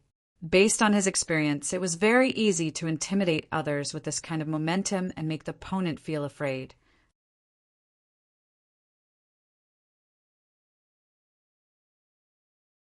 Chapter 255. They approached with a menacing aura, giving off the impression that a large army was approaching. If it was a normal Ming soldier, he might feel afraid and guilty. However, in front of the most elite cold front, there was a limit to what he could do. The first thing to do after entering the cold front was to train one's courage. If one did not have enough courage and was timid, they would never be able to enter this elite new army. Hence, Shi Hang's self-righteous yelling did not have any effect. On the contrary, Wu Sheng casually took out his pistol and pointed it at Shi Hang's direction. He said, "I don't care who you are. Before the Duke of Loyalty arrives, no one is allowed to come close. Please stop." When Shi Hung heard someone mention the name of the Duke of Loyalty and Courage, his face was filled with dissatisfaction. Ever since he returned to the capital, he had heard of the Duke of Loyalty the most. There were even many people who compared him to Yang Qindong, which made the commander, who had a lot of experience in the army, displeased him. No matter what, Shi Hung was a veteran who had experienced hundreds of battles, right? He also had many years of experience patrolling the borders and had fought many wars with the foreign races. It was not an exaggeration to say that he had climbed out of a pile of corpses. However, someone actually compared him to a young man who had just turned 20 years old. How could he accept this? When he heard the Duke of Loyalty's name, he was even more indignant. "Oh, I insist on coming over. What can you do about it? Come on, archers, get ready. If these people dare to resist, shoot them for the crime of rebellion." Before he could finish his sentence, a loud gunshot interrupted him. Then, the lantern on Shi Hang's left was shot to the ground. The gunshot first flashed, then it turned into darkness. The sudden change in the lantern gave Shi Hung a fright. He instinctively leaned towards the lantern on the right. Just as he was about to lean over, there was another loud gunshot, and the other lantern was extinguished. The two consecutive gunshots were a warning. This was a warning from Wu Sheng to Shi Hung. It could also be seen as a warning from the mercenaries to the great Ming army. 2 gunshots rang out, and the effect could be said to be very good. At least the scene was quiet, and it seemed that they were really frightened. After a few seconds, Shi Hung suddenly shouted, "Come, these mercenaries are going to kill the imperial court officials. All archers get ready." As soon as he shouted, the soldiers of the warden's office of the 5 cities took out the bows and arrows on their backs and prepared to draw their bows and arrows. Although it was still dark, there was a feeling of mutual hostility. Any veteran with some sense of battlefield could feel a kind of suffocating pressure. Under the invisible pressure, some soldiers began to tremble. This was a human's instinctive reaction when faced with fatal danger. Compared to the reaction of some of the great Ming soldiers, Cheng Qian also became a little nervous. However, he was more worried about the safety of the 3rd madam than himself. In the eyes of Cheng Qian and the other mercenaries, their lives were already the 6th young masters. Their deaths were not regrettable. After all, the first lesson on the first day of joining the mercenaries was to face death and not be afraid of death. However, the 3rd madam was different. If something happened to her, even if they all died, it would be difficult for them to truly close their eyes and die in peace. Under the night vision goggles, he saw that there were at least 300 great Ming soldiers with bows and arrows.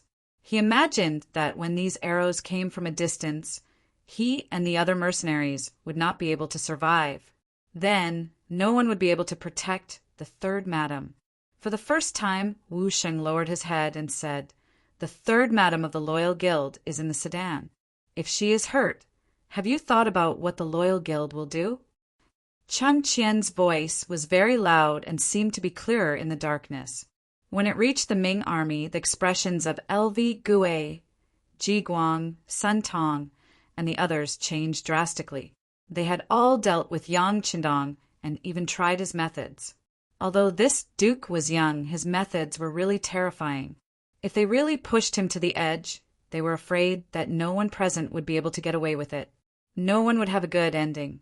Among the crowd, Sun Tong's reaction was the fastest. In fact, he had received the most kindness from Yang Qindong. "Admiral, the 3rd madam of the Loyal Guild is also here.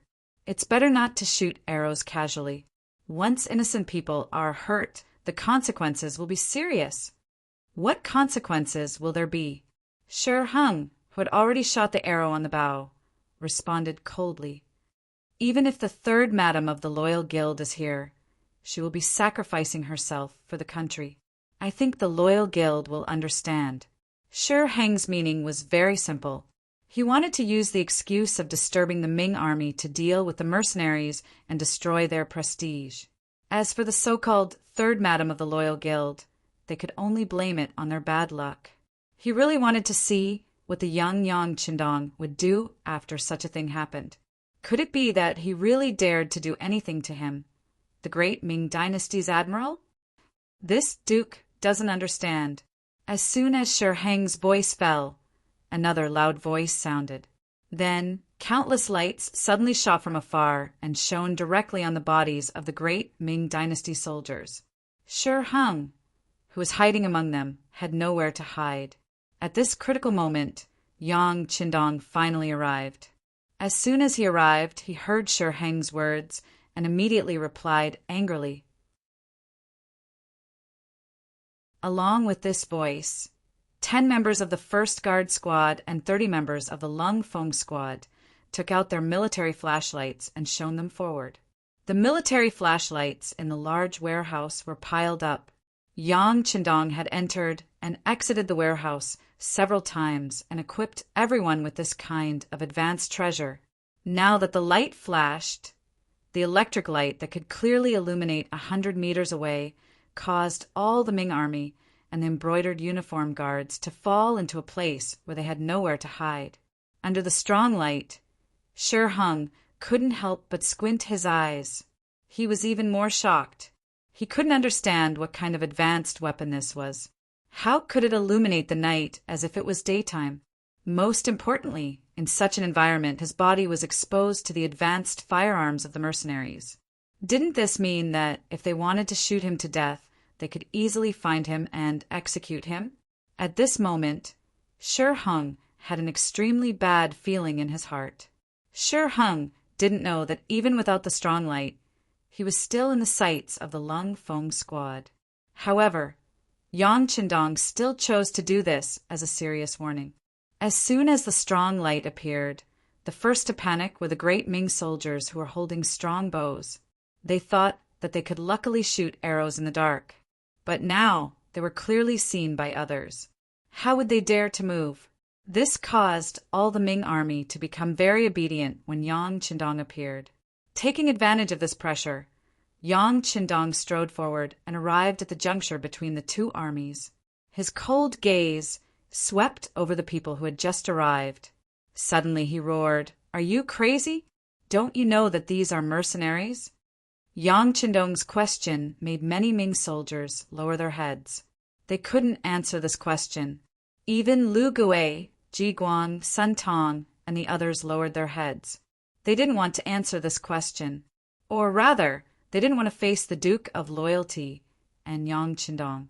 Shi Hung naturally felt everyone's emotions.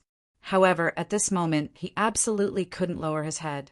It was not because of anything else, but because he was the one who shouted the most fiercely just now. If he was the first to admit defeat when Yang Qindong appeared, how could he lead the troops? So after about 10 seconds, Shi Hung finally raised his head after he had more or less adapted to the strong light. So what if they are mercenaries? In the territory of our great Ming dynasty, anyone who casually kills people will be punished no matter who they are. You are Shi Hung? Seeing that someone actually answered his question, Lung Feng's squad's eyes lit up. Yang Qindong's eyes narrowed as he stared coldly at Lung Feng. "I am Marquis." Shi Hung, who didn't want to weaken his momentum, tried to straighten his body as much as possible as he answered. "Don't call yourself Marquis in front of this Duke. When I was a Marquis, you were just a small count." As soon as Shi Hung finished speaking, Yang Qindong's angry voice spread through the entire street. The questioning voice was like thunder, and Shi Hung was naturally furious. However, at this moment, he didn't know how to answer. After all, he was indeed 10% worse than Yang Qindong in terms of title. At this moment, he actually began to hate the acting emperor, Zhu Qiyu. He hated that Zhu Qiyu didn't directly promote him from Count Wuqing to Duke Wuqing. That way, he could confidently talk to Yang Qindong. However, he didn't think about it. Yang Qindong was promoted to Duke because Zhu Qiyu had no choice. He really didn't know how to reward Yang Qindong, so he had to do something. And what did he do?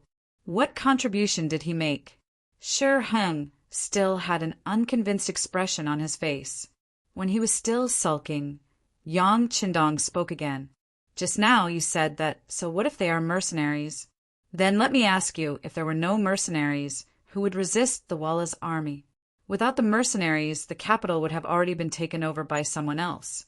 So what right did you have to stand here and make such a fuss? You look down on the mercenaries, but what have you done? Have you lost every battle?"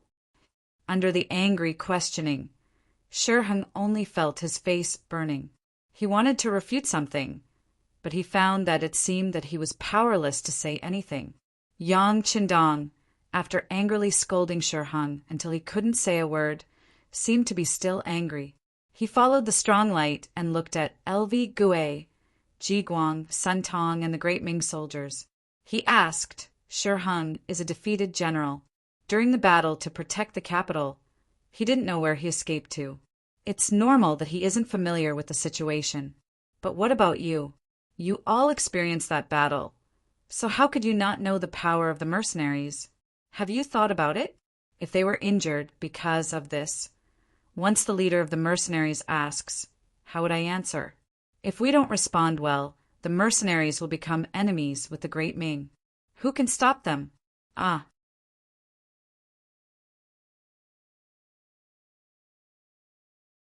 Chapter 256.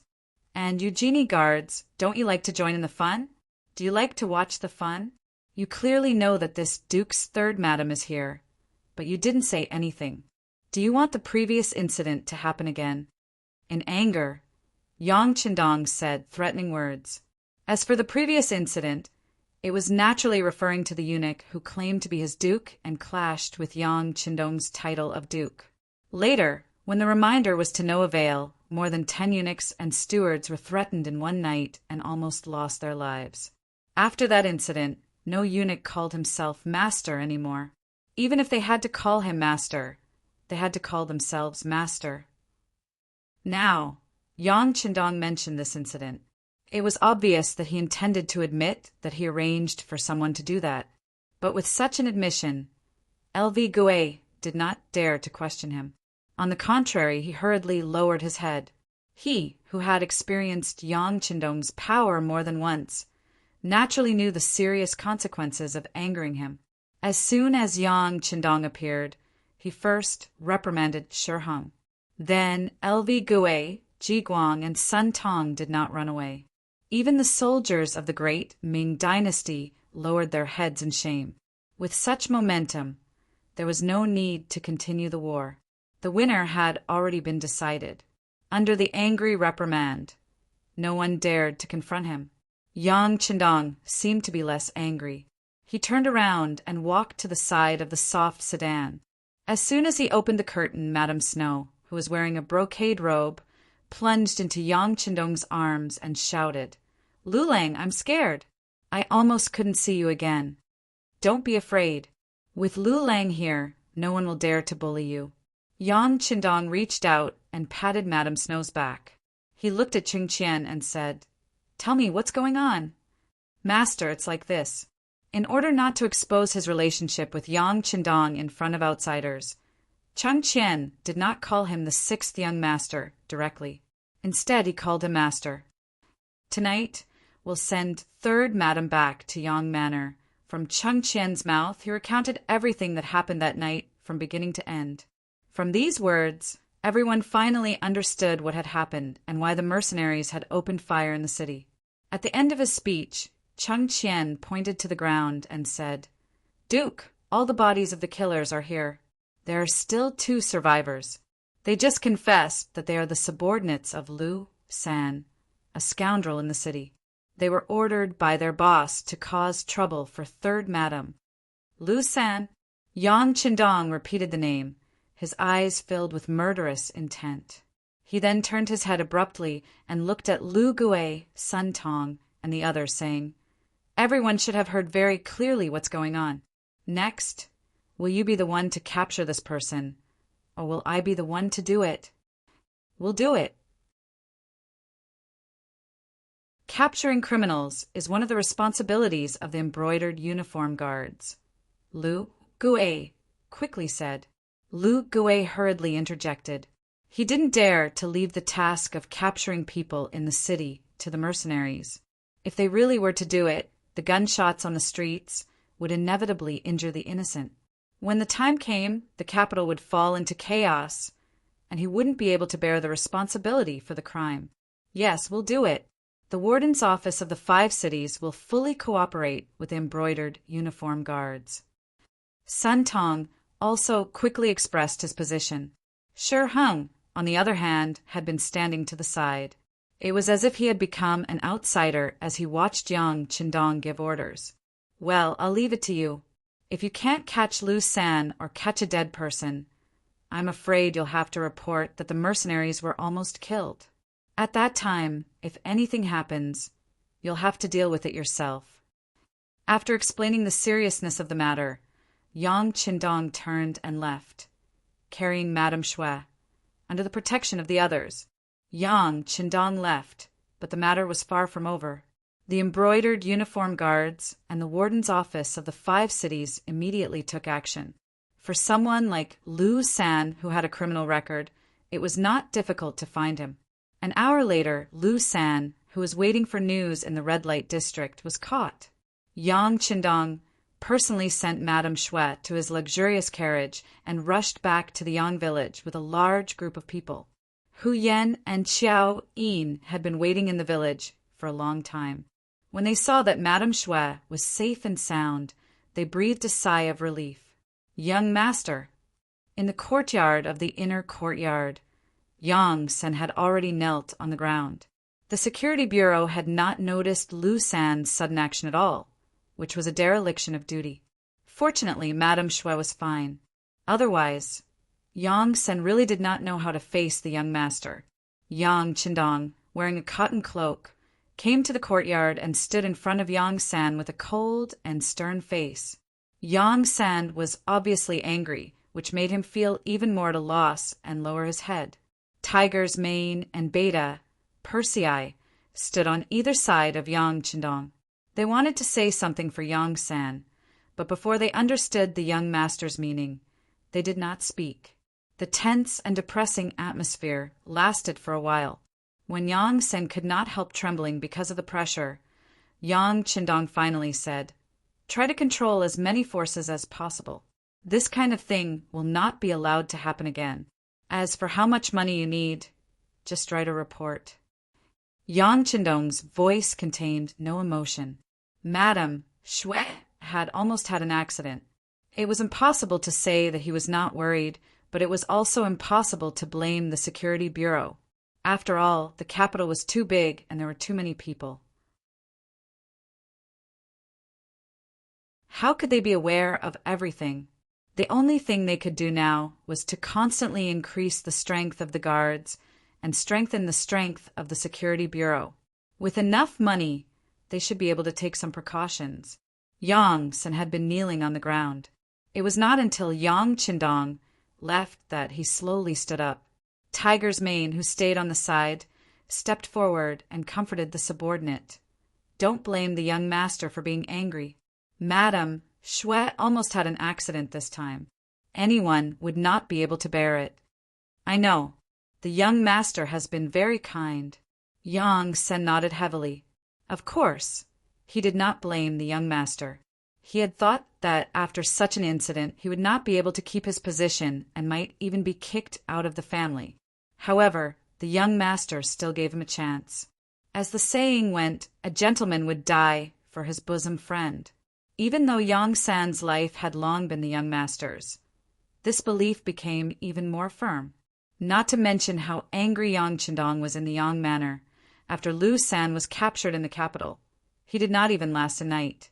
Under the various methods of the brocade guards, he confessed everything.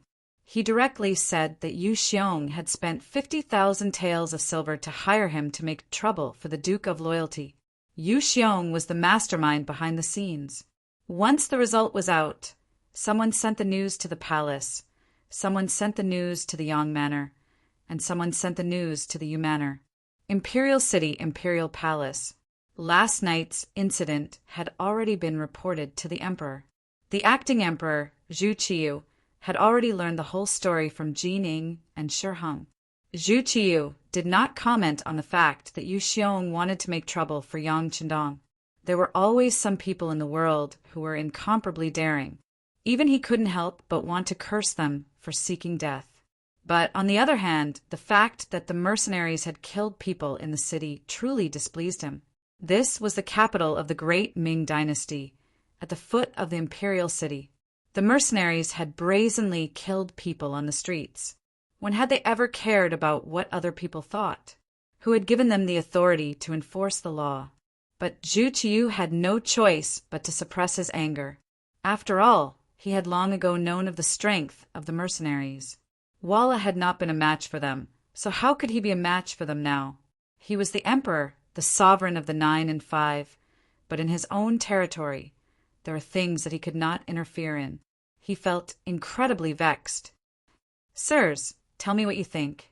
Zhu Qiyu's voice was cold, indicating that he was not in a good mood. In fact, he was in a terrible mood. Shi Heng and Jining looked at each other. Then the military commander plopped to the ground and said, "Your Majesty, it is said that the fist is the absolute truth." For the mercenaries to dare to do this, they are clearly looking down on imperial authority. This subject believes that if we want to put an end to this, we must first strengthen ourselves. This subject requests that Your Majesty increase the amount of silver and increase the speed of recruiting soldiers. At the same time, we must equip 3 firearm battalions and 1 artillery battalion. Once we have enough strength, no one will dare to challenge imperial authority or your majesty. I second the motion.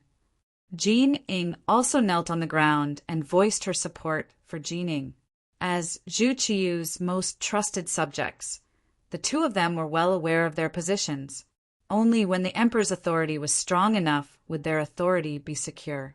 Just as they had said earlier, if the army could be completed sooner, with 3 firearm battalions and 1 artillery battalion, they would have the strength to fight against the mercenaries.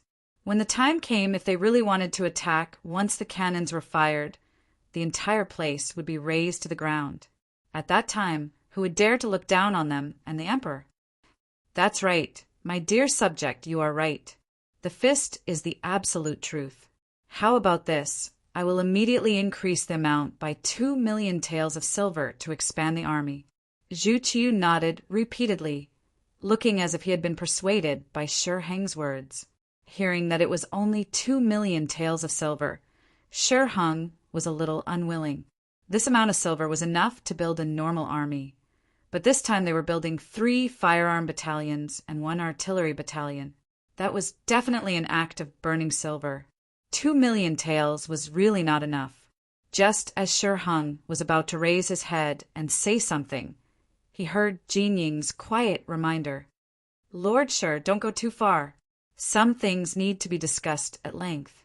As one of Zhu Qiyu's personal attendants, Jin Ying naturally had a deep understanding of this emperor. This emperor was an ambitious person. His courage was no less than Zhu Qijin's. His mind was flexible and he was open-minded. He treated his subjects well, but there was one thing that was a little too stingy.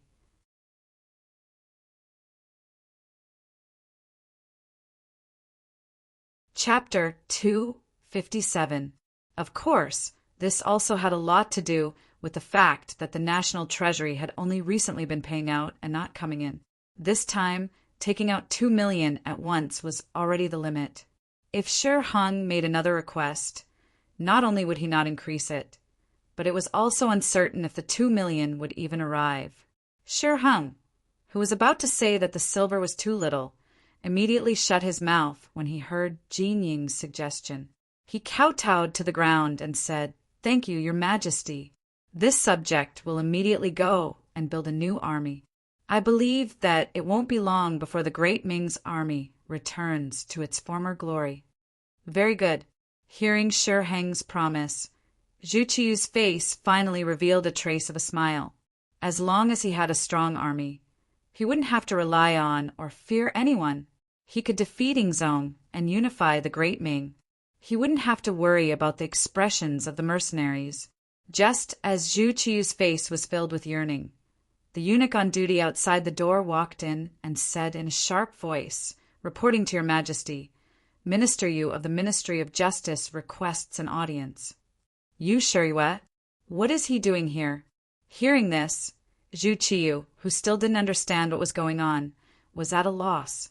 However, the head eunuch, Jining, had already whispered, "Your Majesty, that Yu Xiong is Minister Yu's grandson." "Oh, right. Zhu Qiyu nodded. Then he looked at Jining and Shi Heng and said, "My 2 beloved subjects, what do you say about whether we want to see him or not?" The 2 important subjects looked at each other and shook their heads. In the end, it was Jining who took the initiative to say, "Your Majesty, Yu Xiong is extremely daring. He wants to harm the Duke of Loyalty and Courage. Since this is the case, I'm afraid we won't be able to protect him." That's right. Shi Heng nodded heavily in agreement. Obviously, what happened last night had left a deep impression on Shi Heng. After witnessing the power of advanced firearms, the shadow of death had been shrouding him. If it was not possible, he absolutely did not want to offend this loyal duke, because he did not know what the other party would do in anger. If the other party really wanted to kill him, even if he went back to the emperor to make the decision for him, what meaning and use would it be if the dead could not be brought back to life? Jining and Shi Heng had the same idea. Zhu Qiyu nodded and made her decision. He naturally knew what Yushuriwa meant by coming here at this time. However, he had to pay the price for doing something wrong. What's more, he had offended Yang Qindong. He deserved it. Even with his identity as the emperor, he couldn't say anything. Since he couldn't make the decision for him, it was better not to meet him, so as to avoid hurting the relationship between the ruler and his subjects. Pass down the message. Say that Zhan is not feeling well. If there is anything, say it at the morning court tomorrow. Zhu Qiyu waved his hand at the young eunuch, who came to report. He made the decision to not meet him. The young eunuch left.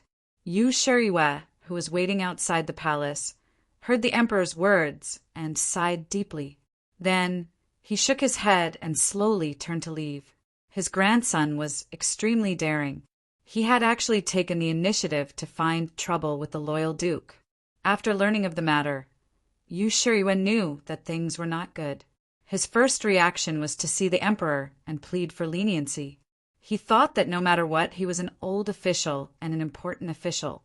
The emperor should give him some face. As long as the emperor was willing to mediate, the loyal duke would have to give him some face. However, the emperor did not want to see him. This had already made his attitude clear. Now, it seemed that he could only beg the loyal duke himself. However, when he thought about how the other party was still a child who had just grown up, if the news of his status asking to see the other party spread, how would he have any face in the future? Forget it, forget it. It's just a crime of instigating. There is no conclusive evidence and no serious consequences. Based on my position as the Minister of Justice, without conclusive evidence, it won't be so easy to touch Xiong. Minister, Yu comforted himself like this and left the palace. He was prepared to use his power to wrestle with the loyal duke. Yu Shuriwa was a person who had studied since childhood. He had a photographic memory and could recite with a glance. In the 13th year of Yongle, 1415, he became a grand scholar and served as an imperial censor. After Zhu Qiyu ascended the throne, he was promoted to the position of Minister of Justice. He could be considered to be extraordinarily capable. Moreover, when he was young, he was also upright and honest. However, now that he was old, his temperament had changed a lot. In order to achieve his goal, he had also done some things that inverted right and wrong. His personality was hypocritical and polite, and he was no longer as hard-hearted and impartial as when he was young. This time, the matter involved his own grandson. Although he had more than one grandson, how could he casually abandon his own family? As such, he left the palace and headed straight for the Ministry of Justice. The power of a Minister of Justice was not something that others could imagine. Yu Xiong's case involved criminal matters. Naturally, it was not a problem to take him away from the embroidered uniform guard and transfer him to the Ministry of Justice. The embroidered uniform guards were having a headache. Yu Xiong had already been caught. He had been dragged out of his bed early in the morning. Now that he had been caught, how to deal with him and how to interrogate him had become a headache. On one hand, it was the loyal duke who was the victim.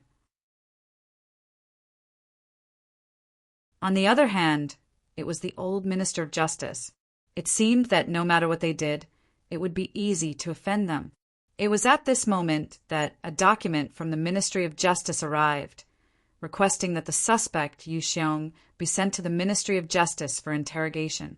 Since someone wanted a hot potato, how could the embroidered uniform guard be polite? They immediately sent Yu Xiong out and had some peace and quiet. The Ministry of Justice took over, and the news was quickly sent to Yang Qindong. At this moment, the 6th young master was teaching students in the Yang Family Academy and imparting his new knowledge. Today, Yang Qindong was talking about the effects of gravity.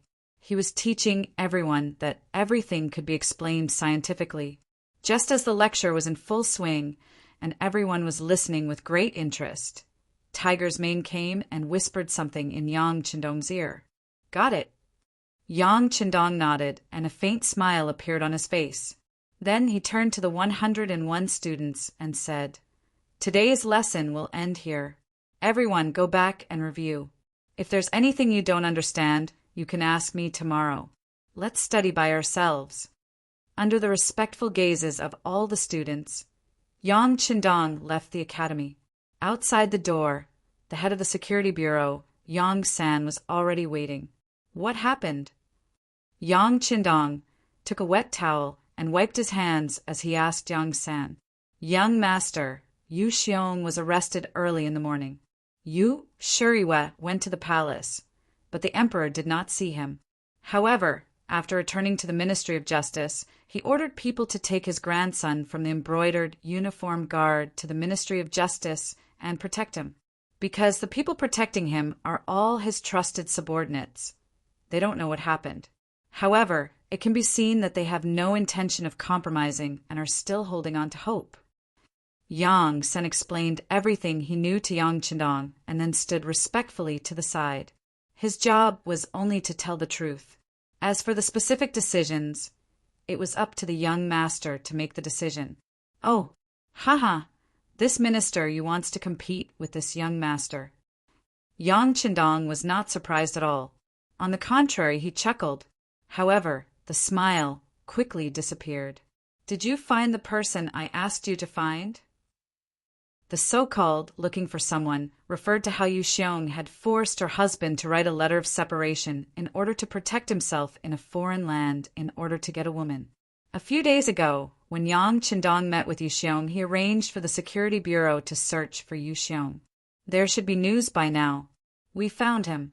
According to the young master's orders, he is coming to the capital under the protection of the security bureau. He will probably arrive tomorrow night. Yang Sen said with his chest puffed out. It was already a dereliction of duty that they did not receive any news of the attack on the third madam. Now, they could not allow any more mistakes. Not bad. Hearing that the person would arrive tomorrow night, Yang Qindong's face regained its confidence. Inform Assistant Minister Su that this young master wants to see him. The so-called Assistant Minister, Su, was naturally the right Assistant Minister of the Ministry of Personnel, Su Yojin. This person had publicly impeached Yang Qindong, but in reality he was the first person to side with him. It was time for him to come in handy. Su Yojin was one of the most powerful officials in history. Unfortunately, in his later years he became an official who was punished. Because of Yang Qindong's appearance, his life was completely changed. At the very beginning, Su Yojin was merely an imperial censor. When she was a mere 7th grade official, she wasn't valued at all. It was Yang San who suddenly found him and gave him a large sum of money. While improving his life, Yang San also asked him to do some things within his power. After that, his career was smooth sailing. He rose all the way up to the position of a 6th rank official, then a 4th rank official of the Taichung Temple, and now a 3rd rank official of the Ministry of Personnel. It could be said that he was rising up the ranks at an astonishing speed. And all of this was inseparable from Yang Qindong's support and operations. Gradually, Su Yojin gave birth to an idea. That was, relying on this Duke of Loyalty seemed to be a good thing. At the very least, she could do a few things for him. Not only did she receive an official position, she also received money, and she even had a reputation. Where else could she find such a perfect thing? This was how people were. After receiving benefits, their attitude and understanding of a person would undergo a qualitative change. Was this not the case? When Yang Sen informed Su Yojin through the spies of the Security Bureau that the Duke of Loyalty had invited her, he quickly disguised himself and left the capital, arriving at the Yang family manor. Su Yojin's appearance was extremely secretive. On the way, there were people from the Bureau of Security following him to ensure that he was not followed. Not long after, a carriage stopped in the backyard of the Yang manor.